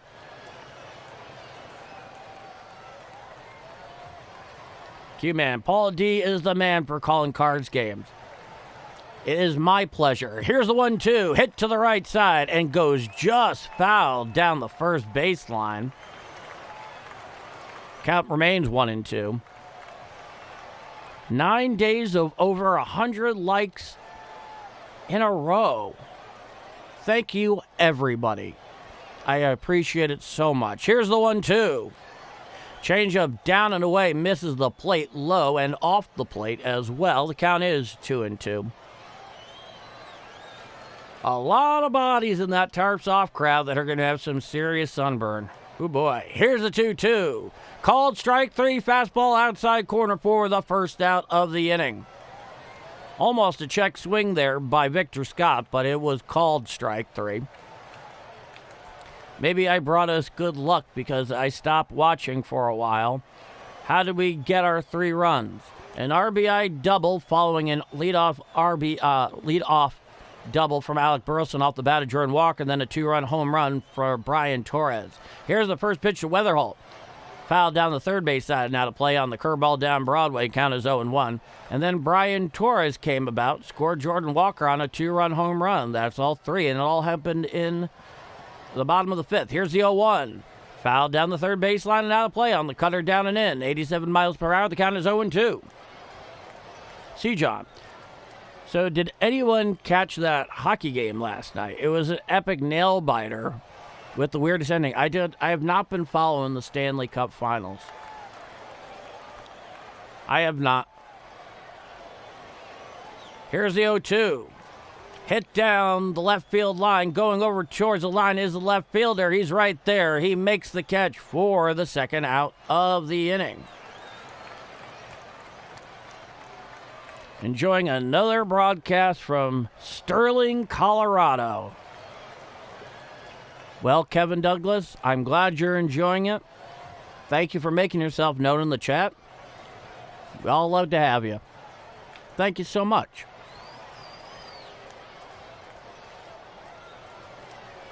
Now, here is Ivan Herrera. He's 0-2. Here's the first pitch from Paddock.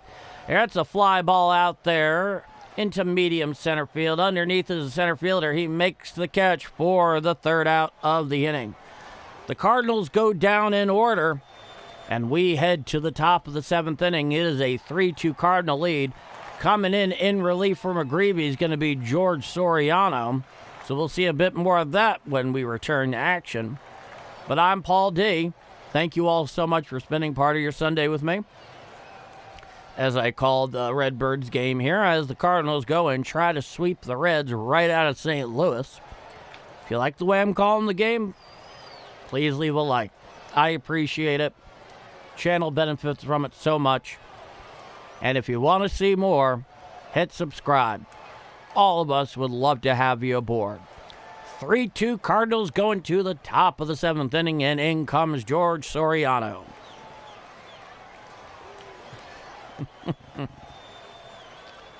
Oh, yeah. Now, leading it off when we get to the top of the 7th inning, it's going to be the lefty Benson, followed by McLean. He has one of the 2.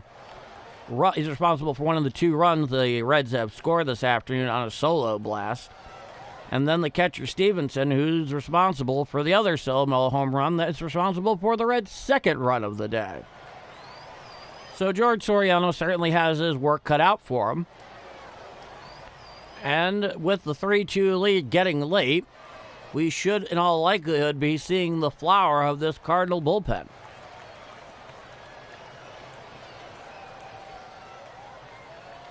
Yeah, unfortunately, C. John, they'll come back around.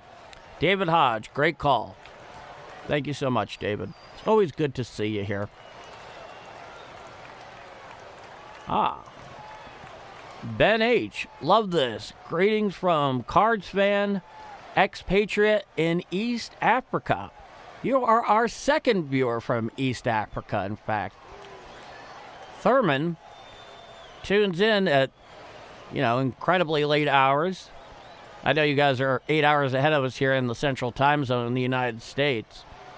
And for you guys, it must be a little after 11 p.m.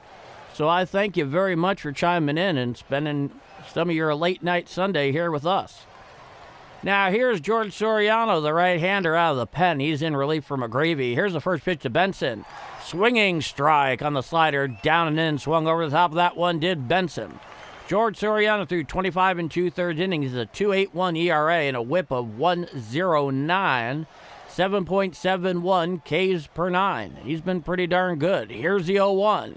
Swinging strike on the changeup, down and in, 88 miles an hour. And the count is now 0-2. Soriano is ahead in the count.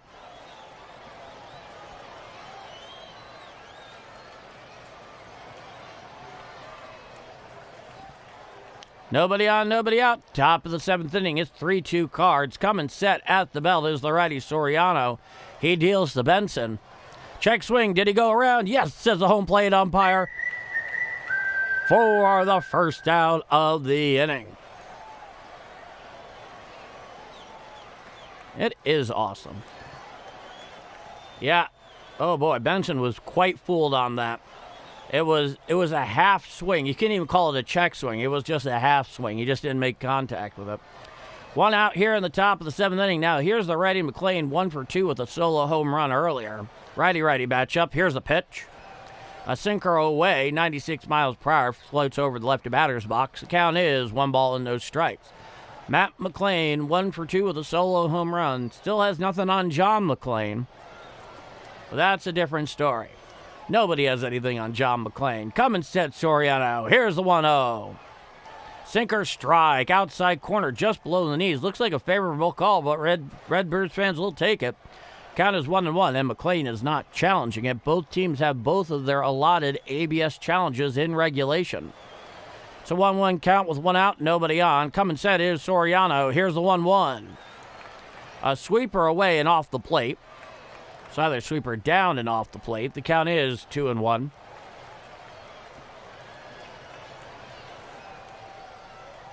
Back on the bump is Soriano. He comes set at the belt. He deals. Hit on out there into left center field, going back out in front of the wall, looking up, and it is gone. A solo home run for McLean, his 2nd of the day, and that will tie it all up at 3. That one was about 2 rows deep beyond the left center field wall. And anytime you're at a ball game, this is kind of an interesting time to mention this, and you're watching the action, don't watch the flight of the ball, watch the outfielders. The outfielders will always let you know what's about to happen before anybody watching the flight of the ball will know themselves. That's an old trick by Red Barber. Now, here's Stevenson, the right-handed hitting catcher. He's 1 for 2 with a solo job. Here's the pitch. Sweeper strike, right down Broadway, 88 miles per hour. The count is 0-1. McLean has actually hit 3 home runs in this 3-game series. 2 today, 1 on Friday night. Come and set is Soriano at the belt. Here's the 0-1. Sweeper down and away for a ball. The count is 1-1. That came in at 86 miles per hour. Stevenson's hitting 192, 5 home runs, 18 RBIs. It's a righty-righty matchup. Come and set is Soriano. Here's the 1-1. Four-seam fastball down and away and out of the zone, 96 miles an hour. The count is now 2 balls and 1 strike. Nobody on, 1 out here in the top of the 7th inning. All tied at 3 following the McLean solo home run in the previous at-bat. Come and set Soriano. He deals. Hit to the left side and through for a base hit. Fielded there by Torres and left, tosses back in. So Stevenson has collected his 2nd hit of the day.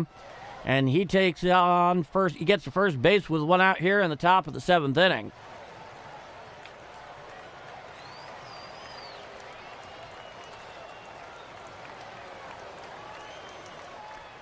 Joe, are you talking about J.J. Weatherholt? If so, he had a strained groin. Time is granted by the home plate umpire at the behest of Arroyo, who is 1 for 2. It's a righty-lefty matchup with the lefty hitting Arroyo. Runner leads off first. Come and set is Soriano. Here's the first pitch. Swinging strike on the slider, down and in, 89 miles an hour. And the count is 0-1. Oh, you got it, Joe. You got it. After today, there's an off day tomorrow, and then a 3-game set at Citi Field against the Mets. Here's the pitch. Chop foul down the first baseline and out of play, 88 miles per hour on a changeup. Count is 0-2. So, Tuesday and Wednesday night, and then an afternoon on getaway day Thursday, and then they head up to Minnesota. Come and set is Soriano. Runner leads off first. Here's the 0-2. Hit foul off of Arroyo's foot on the changeup away at 90 miles an hour. The count remains 0-2. Yippee-ki-yay indeed, C. John.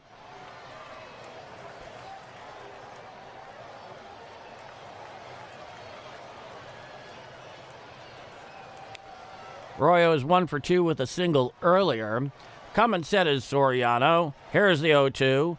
Hit to the right side. Fielded there by JJ. He throws to second to Fermin, and they get the force at second. There is no play to be made at first, so that'll be the second out of the inning.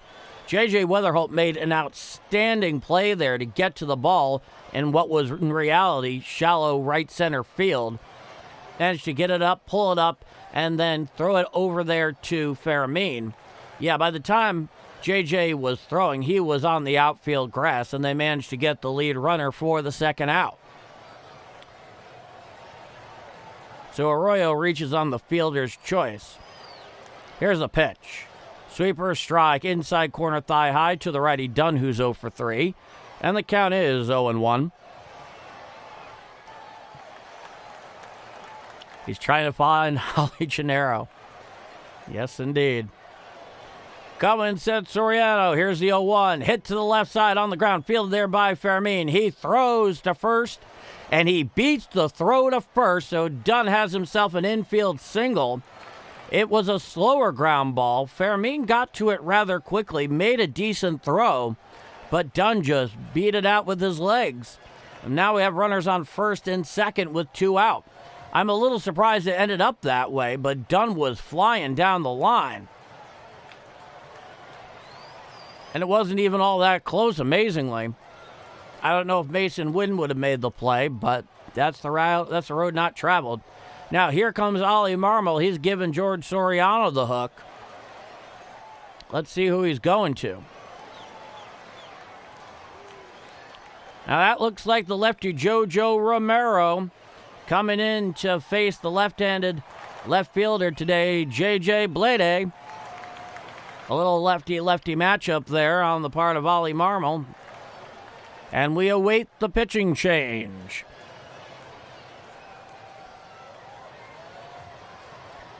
There is an old school favorite. Do you remember Duncan? Well, if you're talking about baseball and something that's old school that I remember Mariano Duncan. I don't know if he ever played for the Cardinals, though.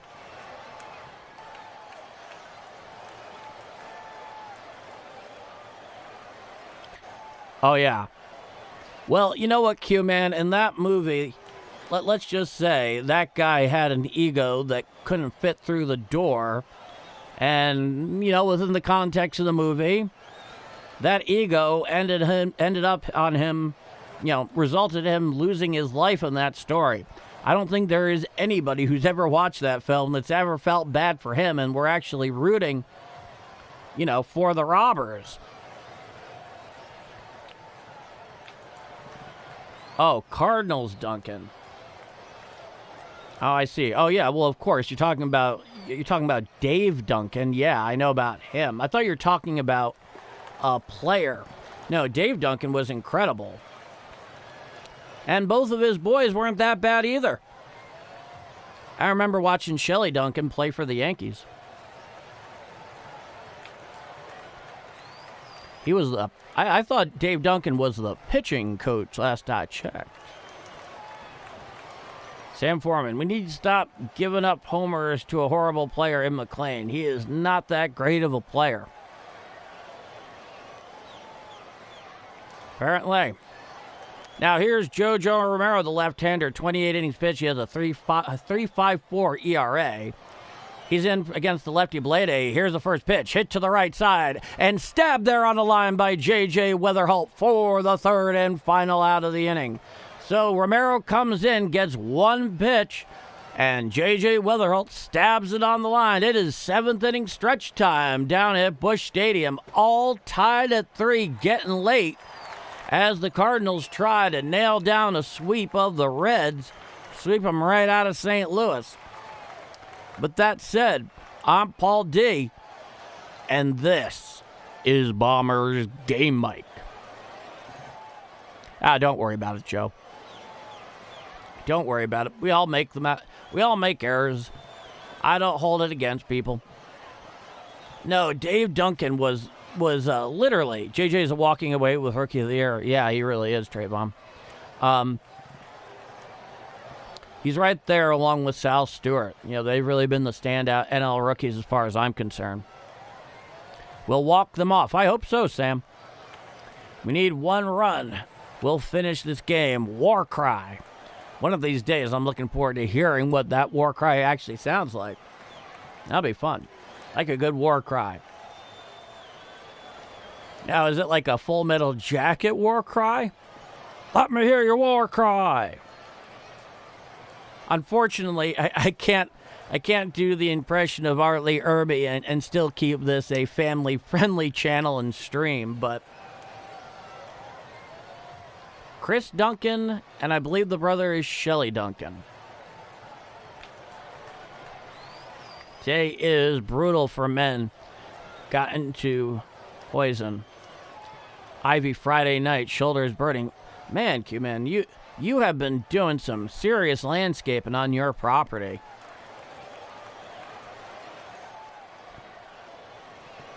Now here comes Alec Burleson, the big left-handed hitting first baseman. He's going to lead it off.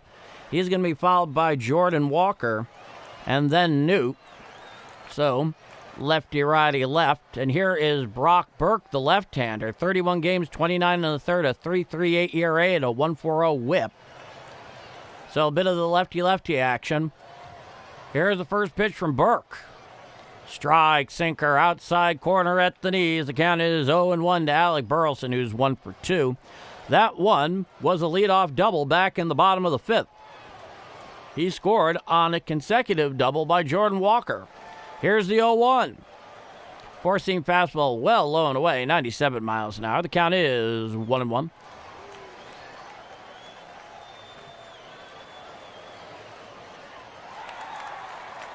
Coming set is Burke. Here's the 1-1. Chop foul off of Burleson's foot on the four-seam fastball in at 95 miles an hour. And he saw it in his face. That one stung. But he's a big, tough guy. He'll be all right. Counts 1-2.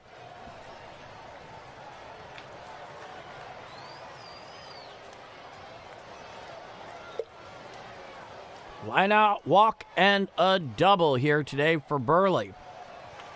Coming set is the lefty Burke. Here's a pitch. Head on out there into right center field, going up in front of the track, and it dies there at the track for the first out of the inning. I thought he got so much more of that, and I get the feeling that Alec Burleson thought he got a lot of that one based on how he was admiring it off the bat. Transplanted my last 6 tomato plants before church. Only thing left to plant is 21 trees. Well, if that's all that's left. Now, here's Jordan Walker. He's 2 for 3 with that RBI double earlier, lefty-righty matchup. Here's a pitch. And he's popped it straight up there, just into foul territory to the right of first. Underneath it is Steer for the second out of the inning. So a couple of quick outs here for the lefty Burke in relief. That's the second out of the inning. Now here is Newt, another lefty-lefty matchup, who comes up with 2 out and nobody on here in the bottom of the 7th inning. This one is proven tight here, going late on the Sunday. And what a Sunday.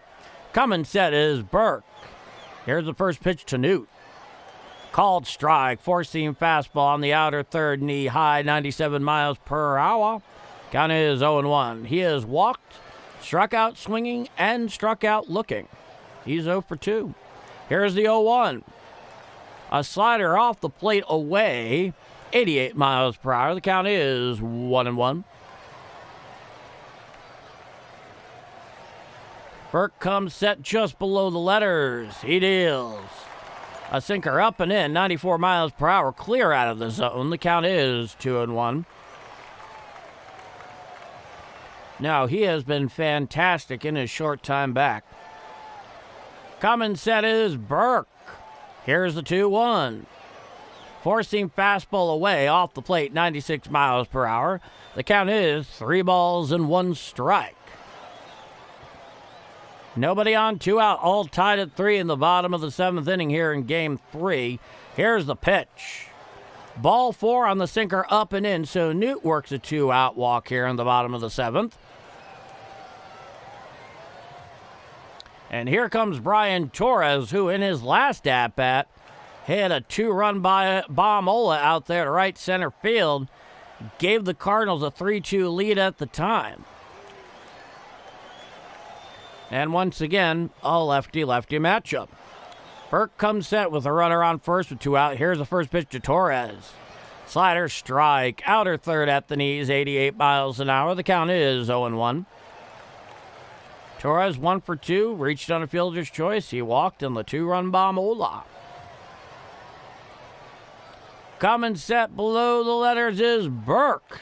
Here's the 0-1. He shows bunt. He puts it down and bunts foul on the sinker down and away, 95 miles per hour. And Torres finds himself in the hole. No balls and 2 strikes.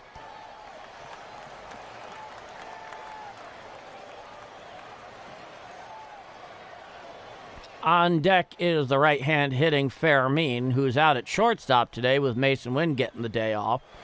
Coming set below the letters is Burke. Here's the 0-2.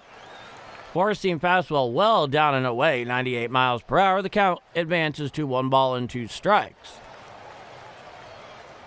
Following Fairmean is Gorman. And then, of course, Vic Scott. Newt leads off first. It's a 1-2 count with 2 outs here in the bottom of the 7th inning, all tied at 3. Here's the 1-2. Head on out there into shallow center field, coming in, trying to make the play. He's underneath it. He makes the catch in center field for the 3rd and final out of the inning. We head to the top of the 8th. No runs, no hits, 1 walk, and 1 left on.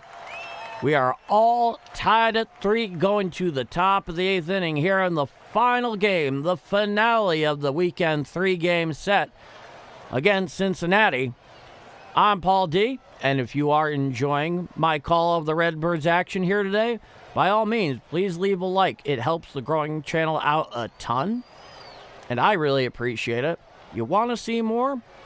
By all means, we'd love to have you in our slice of Redbird Nation. Hit subscribe. Come back anytime. Love to have you here. All friends here. Head to the top of the 8th inning, all tied at 3. Okay. So Romero is still the pitcher of record at the moment.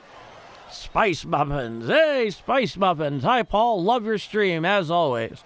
Well, thank you so much, Spice Muffins. Oh, yeah. Takes a real man to know that, and I appreciate it. I plant a lot of plants. You don't get in grocery stores because of short shelf life and donate it to folks out of work. Need to feed their kids fresh and very good food for you. You are definitely, as far as I know, the one with the green thumb here, Q-Man. No doubt.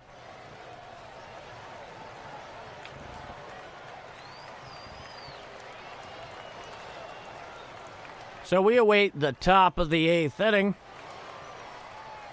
Most recently, Jojo Romero was in the game. He's still the pitcher of record. Whatever the case is, Sal Stewart's up. Jojo Romero remains in. Here's the first pitch. A sinker well up and away. Goes all the way to the backstop.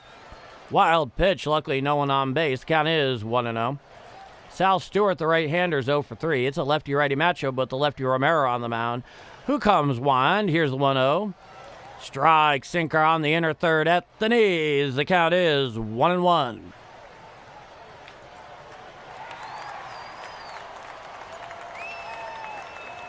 It was challenged there, an ABS challenge by Sal Stewart, but the call was confirmed, and the count remains 1-1. He thought it was too far inside. ABS said otherwise. They lose their first of 2 ABS challenges. Here's the 1-1. 1-1. That's a ball away, 83 miles per hour. The count is 2-1.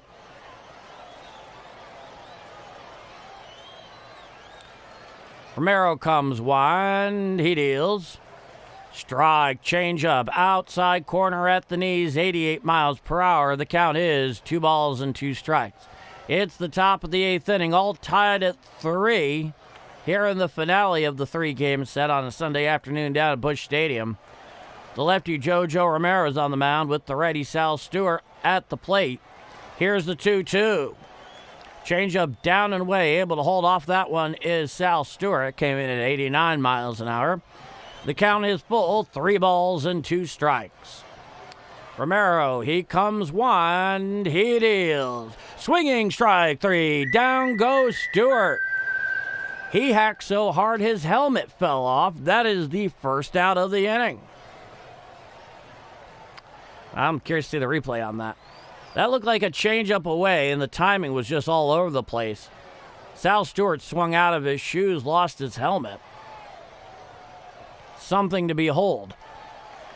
All right, nobody on, 1 out, top of the 8th, all tied at 3. We got a pinch hitter here. Myers. Here's the first pitch to the right-hander. Hit up the middle and through for a base hit just to the left field side of second base. So Myers has himself a pinch hit single. He came in for the lefty hitting low, trying to negate that lefty-lefty advantage. Now here comes the right-hand hitting first baseman this afternoon, Steer, with a runner on first with 1 out.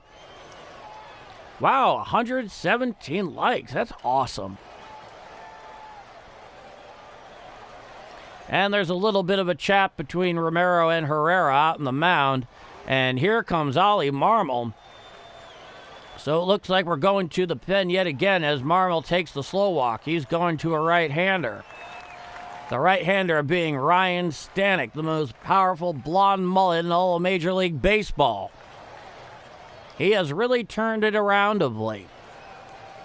So he is the option late here in the top of the 8th with 1 out and a runner on first that Ollie Marmol is bringing into the game.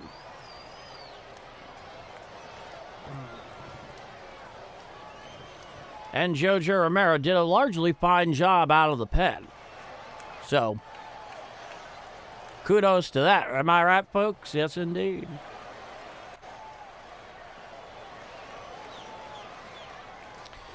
Now, as a programming note, tomorrow is an off day.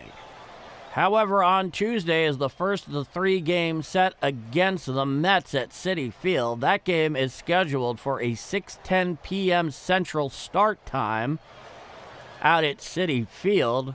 I'll be there for that and every game for the remainder of that series. Couple of night games and a getaway day game all out at Citi Field.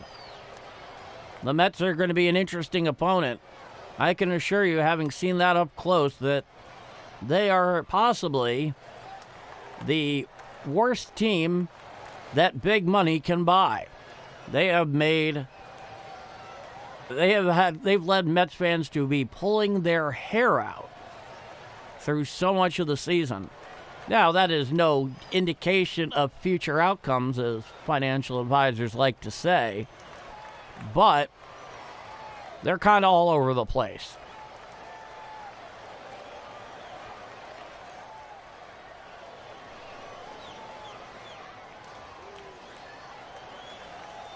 Save your voice, Bomber.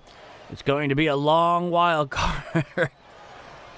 Yeah, that's something that I've been having to try to do more and more as I call these games, you know. Now, here's Ryan Stanek, 25 and a third, a 4.97 ERA, and a whip of 1.62. 11.01 Ks per 9 here against the righty Steer. Runner leads off first with 1 out. Here's the pitch. Chopped down to third base. Fielded there on a hop by Gorman. He throws the second one on to first. No play at first, but they get the runner at second on the force. Gorman actually put together a very fine defensive effort on that. That'll be the second out of the inning. Steer will reach first on the fielder's choice. And it was a big chop hit out right in front of the plate. Took a little while to come down. Now, runner on first with 2 out. Here against the lefty Benson. Here's the pitch. Foul back behind the plate on a 4-seam fastball down Broadway, 98 miles per hour from Ryan Stanek. Count is 0-1.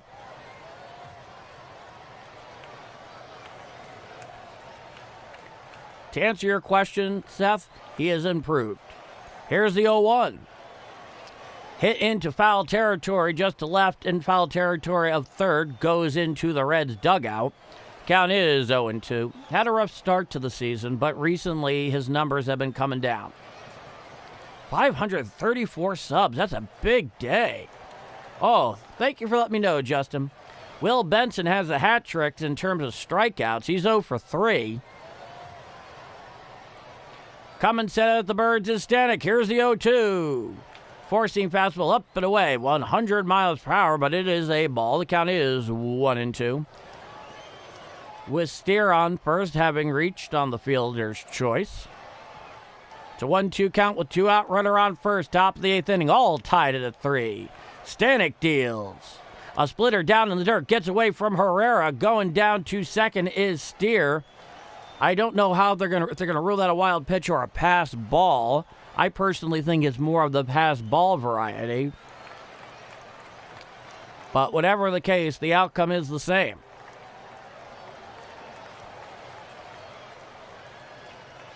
So righty-lefty matchup. It's a 2-2 count with Steer down at second with 2 outs. Here's a pitch from Stanek. Chop foul down the first base side and out of play. The count remains 2-2 on that splitter down and in. That was 100 miles an hour. We miss Yachty. Yeah. You're going to always be spoiled after having a guy like that behind the plate for the better part of 20 years. Here's the 2-2. Check swing. Did he go around? No, says Blue down the third baseline. Benson is able to check his swing.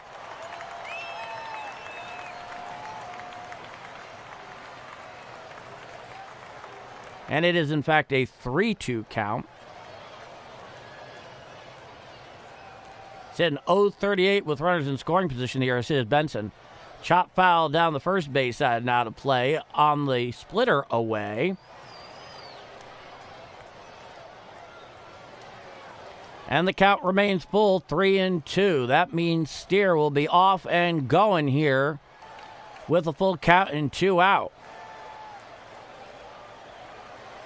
Coming set at the Birds is Stanek. He deals. Swinging strike 3. Down goes Benson. 100-mile-per-hour four-seam fastball down and in. Swung right over the top of that one. Ryan Stanek really getting his season together. Big strikeout there from Benson, who now has the golden sombrero. We head to the bottom of the 8th inning, all tied at 3 down at Busch Stadium here in the finale on Sunday. I'm Paul D. If you like how I'm calling Redbirds action here on Game Mike, by all means, please leave a like. Helps this channel out a lot, and I really appreciate it. You want to see more? We'd love to have you back. Hit subscribe. That said, we head to the bottom of the 8th, all tied at 3. Justin, you really do enjoy that P.C. Richard & Son whistle. I do too. It's very satisfying. I may leave Stanek in for the 9th. Maybe. I guess we'll find out when the situation is at that point. We all miss Audi. Yeah. Anytime that, a guy who played for his entire career with one team, presumably who'll end up in the Hall of Fame. I don't know how he won't. It's just, it takes time. It takes time. It was like when Mariano Rivera retired for Yankee fans. We had to realize, oh, okay. The closer role can be very transient at times and never a sure thing. I want to make it my ringtone on my phone. Yeah, go for it, man.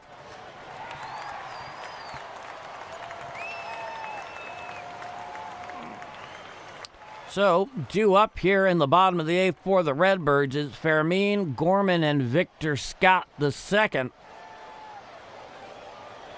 Fermin is 0 for 3, Gorman's 0 for 3, and Victor Scott is 0 for 1 with a pair of walks and a stolen base. By the way, the Mets are still pond scum.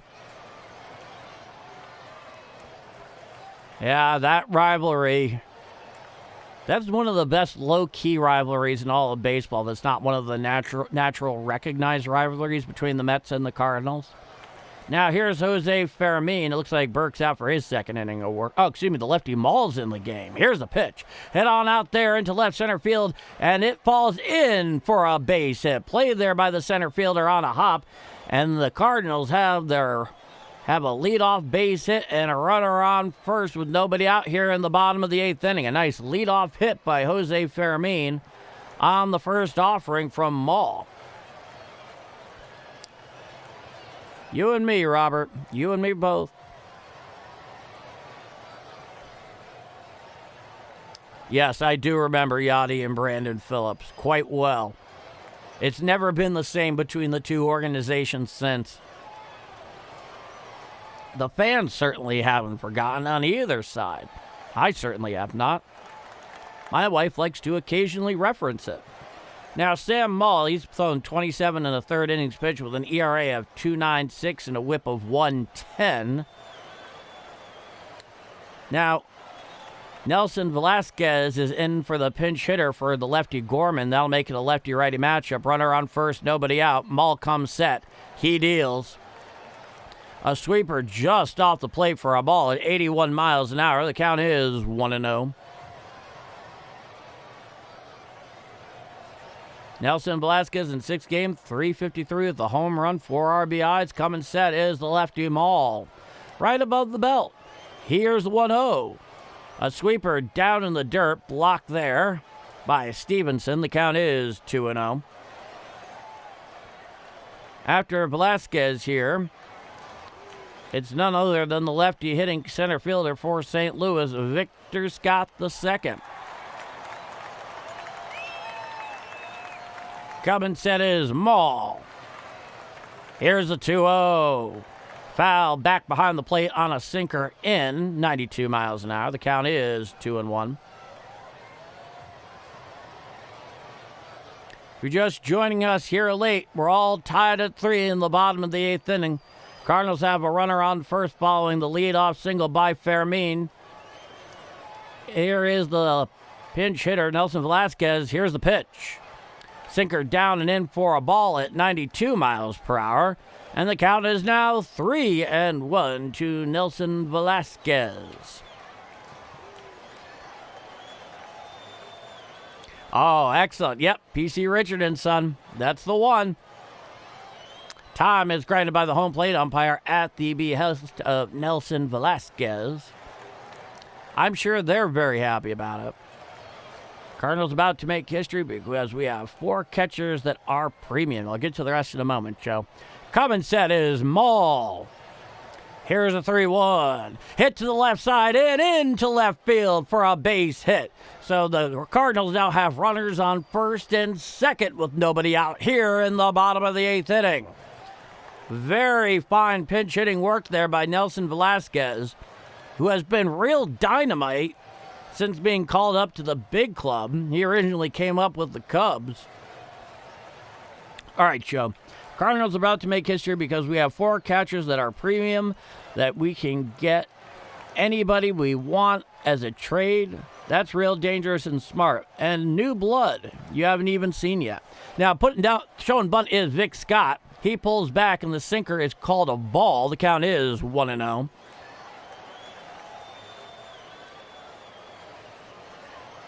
'26, Victor Scott, 10 sacrifice bunts and a couple for hits.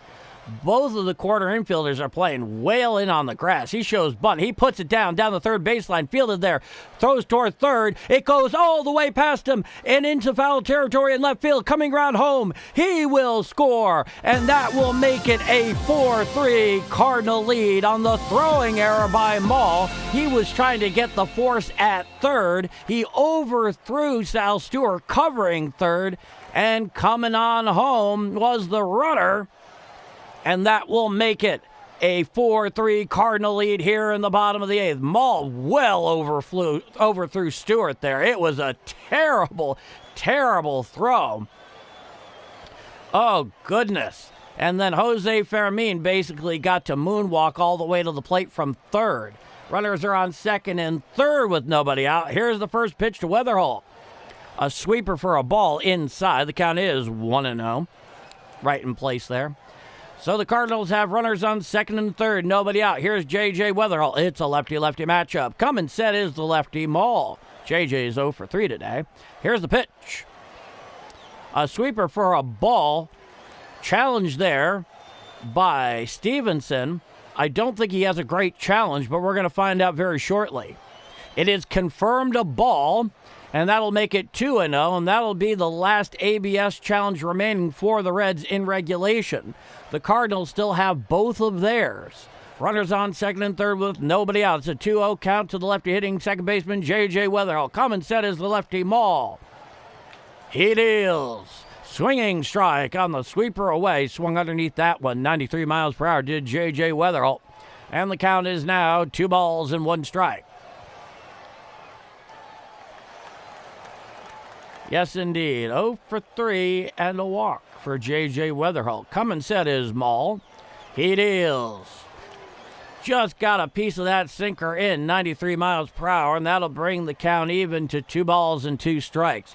So the Cardinals now have the lead late, but with no out and 2 runners in scoring position, they are very much on the hook to give themselves some insurance in the top of the 9th.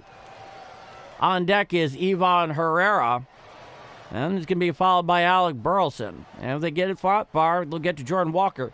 The entire infield defense is playing even with the bag. The outfield is playing at normal depth straight away.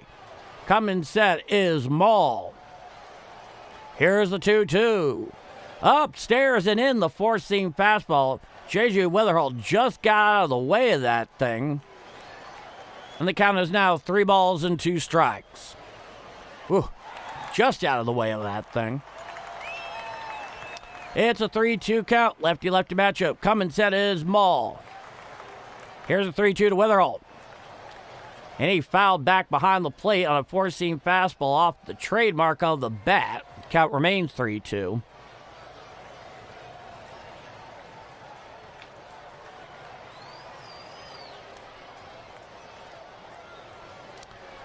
Runners are on second and third with nobody out. Lefty Maul on the mound to the lefty Weatherall. It is a full count. Here's the 3-2.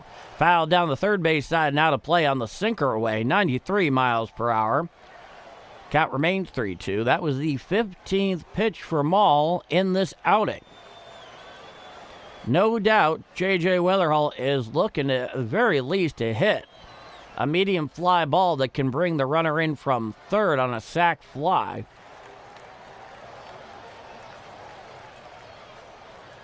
Runners on second and third with nobody out. Come and set is the lefty Maul. He holds. He deals a 3-2. Ball 4 on the four-seam fastball up and away. And that will load the bases with nobody out in the bottom of the 8th inning. And that'll bring up the right-handed hitting Ivan Herrera. And here comes Terry Francona. He's going to give Maul the hook. And he's going to bring in the right-hander Santanian, who has something of a checkered performance past against the Cardinals. The Cardinals have had quite a bit of luck against him. Yes, indeed, Thurman, the pond is full of ducks.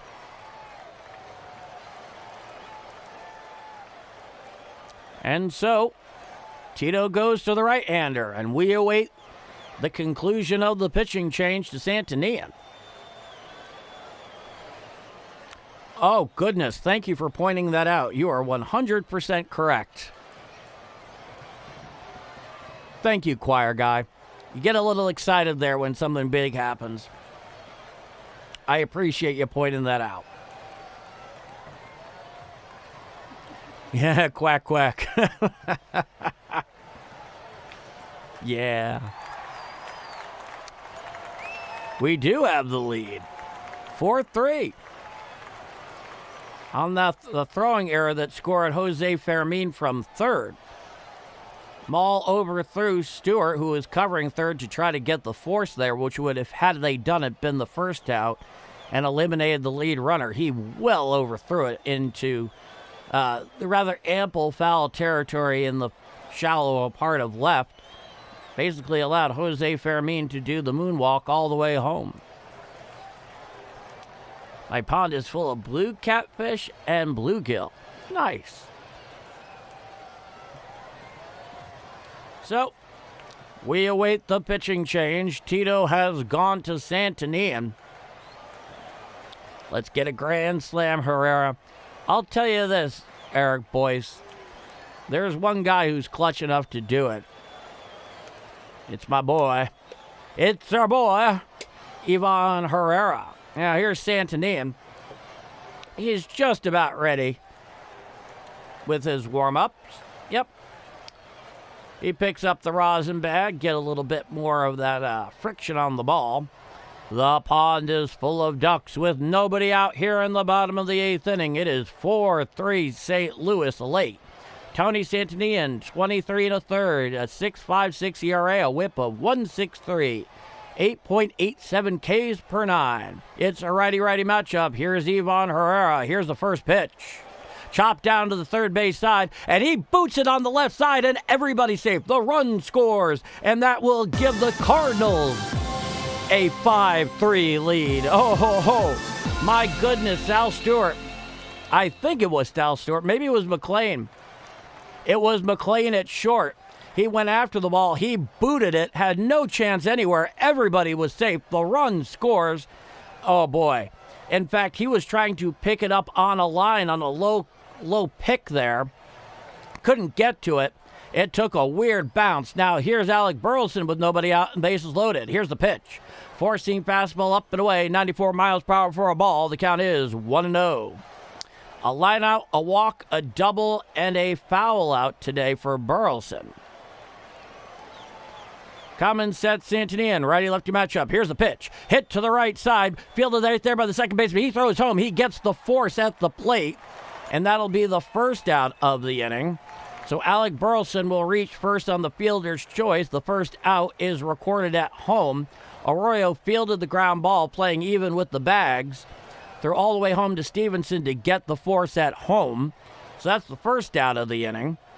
And now here comes Jordan Walker with the bases loaded and 1 out in the bottom of the 8th inning. Already 2 in for St. Louis here in this bottom frame of the 8th. The pond is full of ducks. It's a ready matchup. Stepping off the rubber there is Santinian, trying to get on the same plate as Stevenson there behind the dish. Back in is Jordan Walker. He's 2 for 4. He had an RBI double earlier back in the bottom of the 5th that started out the scoring today for the Redbirds.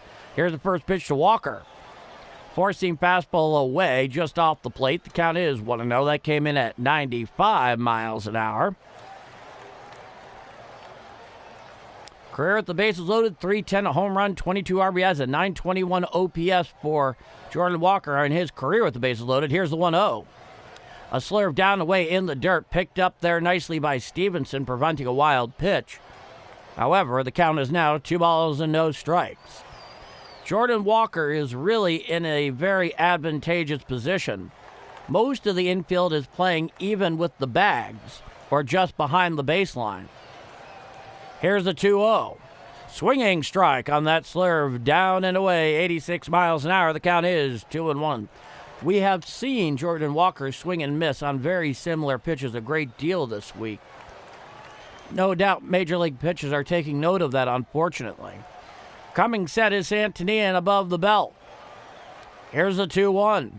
Hit to the left side, fielded there by the shortstop. He throws home. They get the force at home for the second out of the inning. So Jordan Walker will reach first on the fielder's choice. And now the bases are still loaded with 2 outs.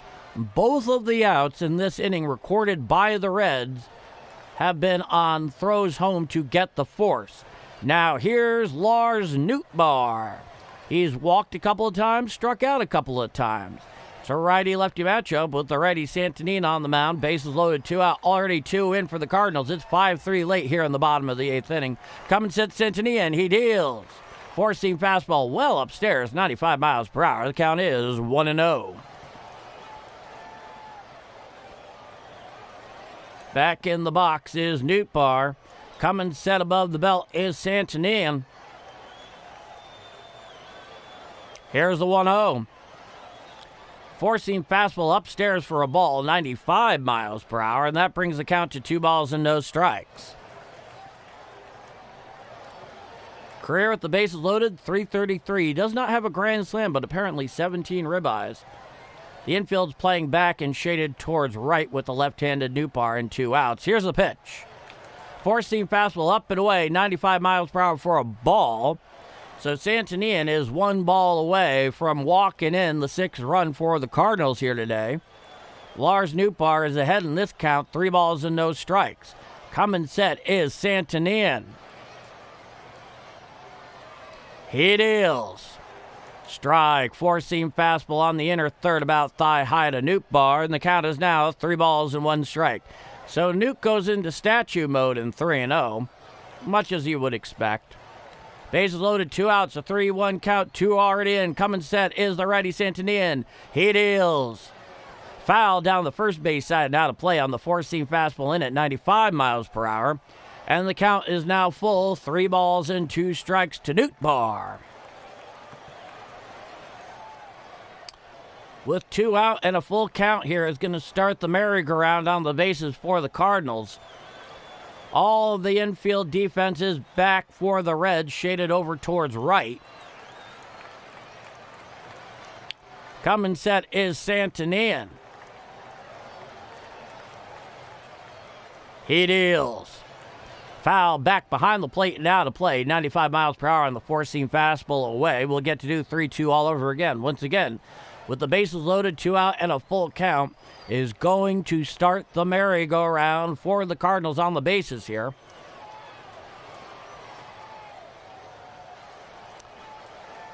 Nootbaar comes set. Santanian comes set above the belt. He deals. There's a fly ball out there into left field. Underneath it is the left fielder, Blade. He makes the 3rd and final out of the inning. So the Cardinals leave the bases loaded. At one point had the bases loaded with no out. However, they do push 2 across. They have a 5-3 lead going to the top of the 9th inning here on the Sunday afternoon finale. Will Ollie Marmol go to Riley O'Brien? Probably.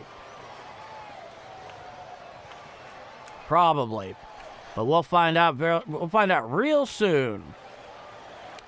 At the moment, Stanek is still the pitcher of record, but we have not long to wait for the top of the 9th inning. Whoever's pitching, they have themselves in a safe situation.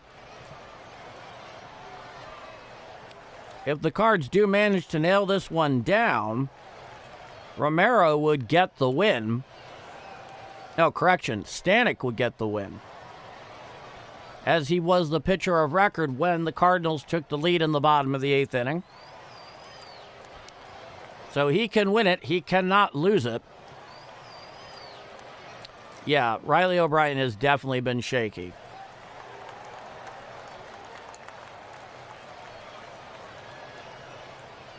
And indeed, he's going to O'Brien. Leading off for the Reds in the top of the 9th is going to be McLean, who has a pair of home runs today, followed by the catcher Stevenson, who has a solo job of his own, and then the 9-hitter, the left-hand hitting second baseman Arroyo. So Riley O'Brien most certainly has his work cut out for him. Riley O'Brien is coming in here trying to nail this one down on the Sunday afternoon. And here he is. The right-handed closer for the Redbirds. 28 games, 28 1/3 innings pitch, a 3.81 ERA, a 1.16 whip, 16 saves in 20 opportunities.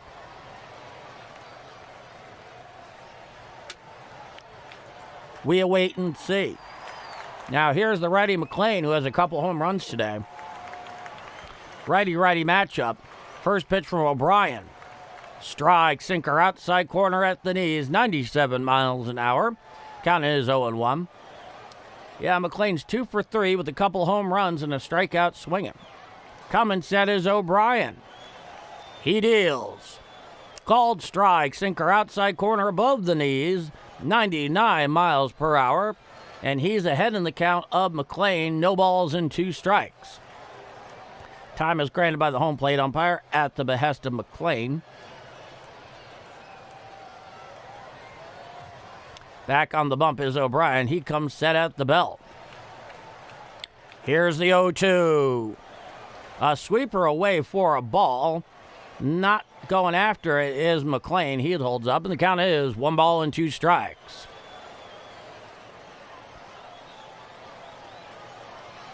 Coming sets O'Brien. Here's the 1-2. A sinker just missed high out over the plate at 99 miles per hour, and the count is now even. 2 balls and 2 strikes. Ethan, Bird fan, is in the house. You finally got here, my friend. Good to see you. Coming set is O'Brien. Here's the 2-2. Swinging strike 3. Down goes McLean for the first out of the top of the 9th inning. So O'Brien looked pretty darn sharp there. He got McLean hacking. If it had been John McLean, all of us would be in a much worse state at the moment.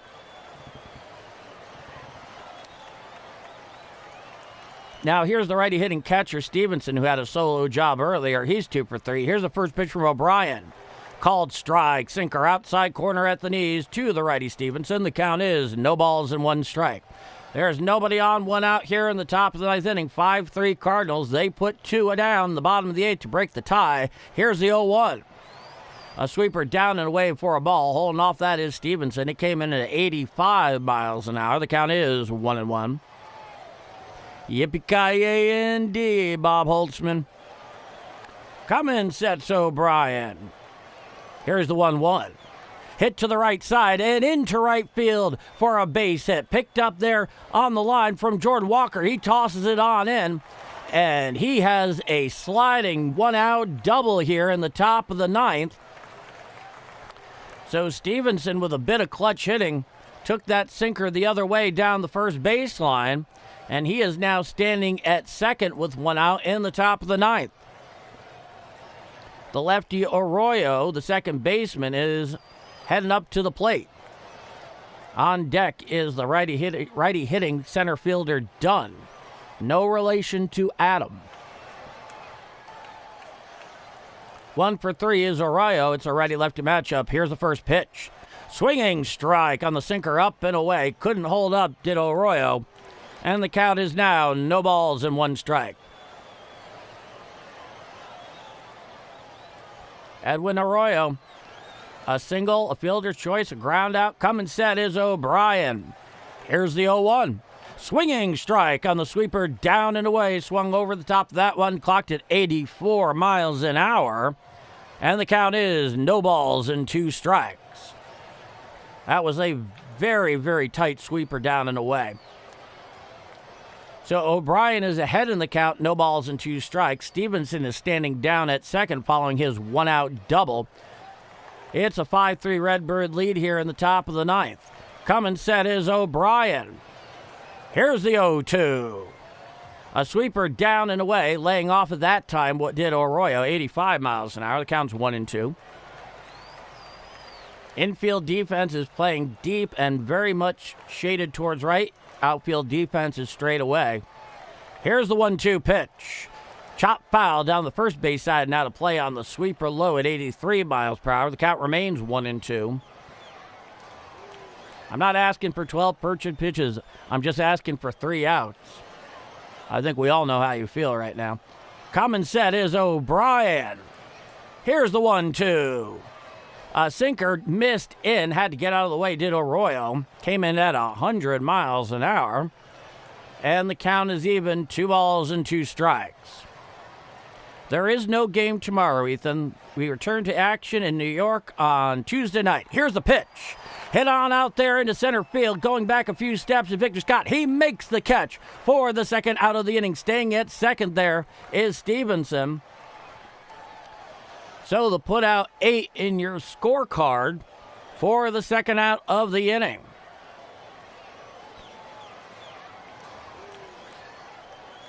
I think what you just said, Joe, very much describes the 2026 tenure of Riley O'Brien in the closer's role. Now here's the righty Dunn. He's 1 for 4 today. Here's the first pitch. Head on out there into center field. Right there is Victor Scott. He's underneath it. He makes the catch. 5-3 St. Louis is your final. Break out the brooms, folks, because the Reds have just been swept right out of St. Louis, Missouri, in downtown St. Louis on the western banks of the mighty Mississippi. Now, here's the victory tune.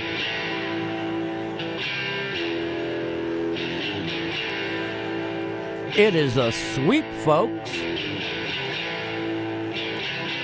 A sweep.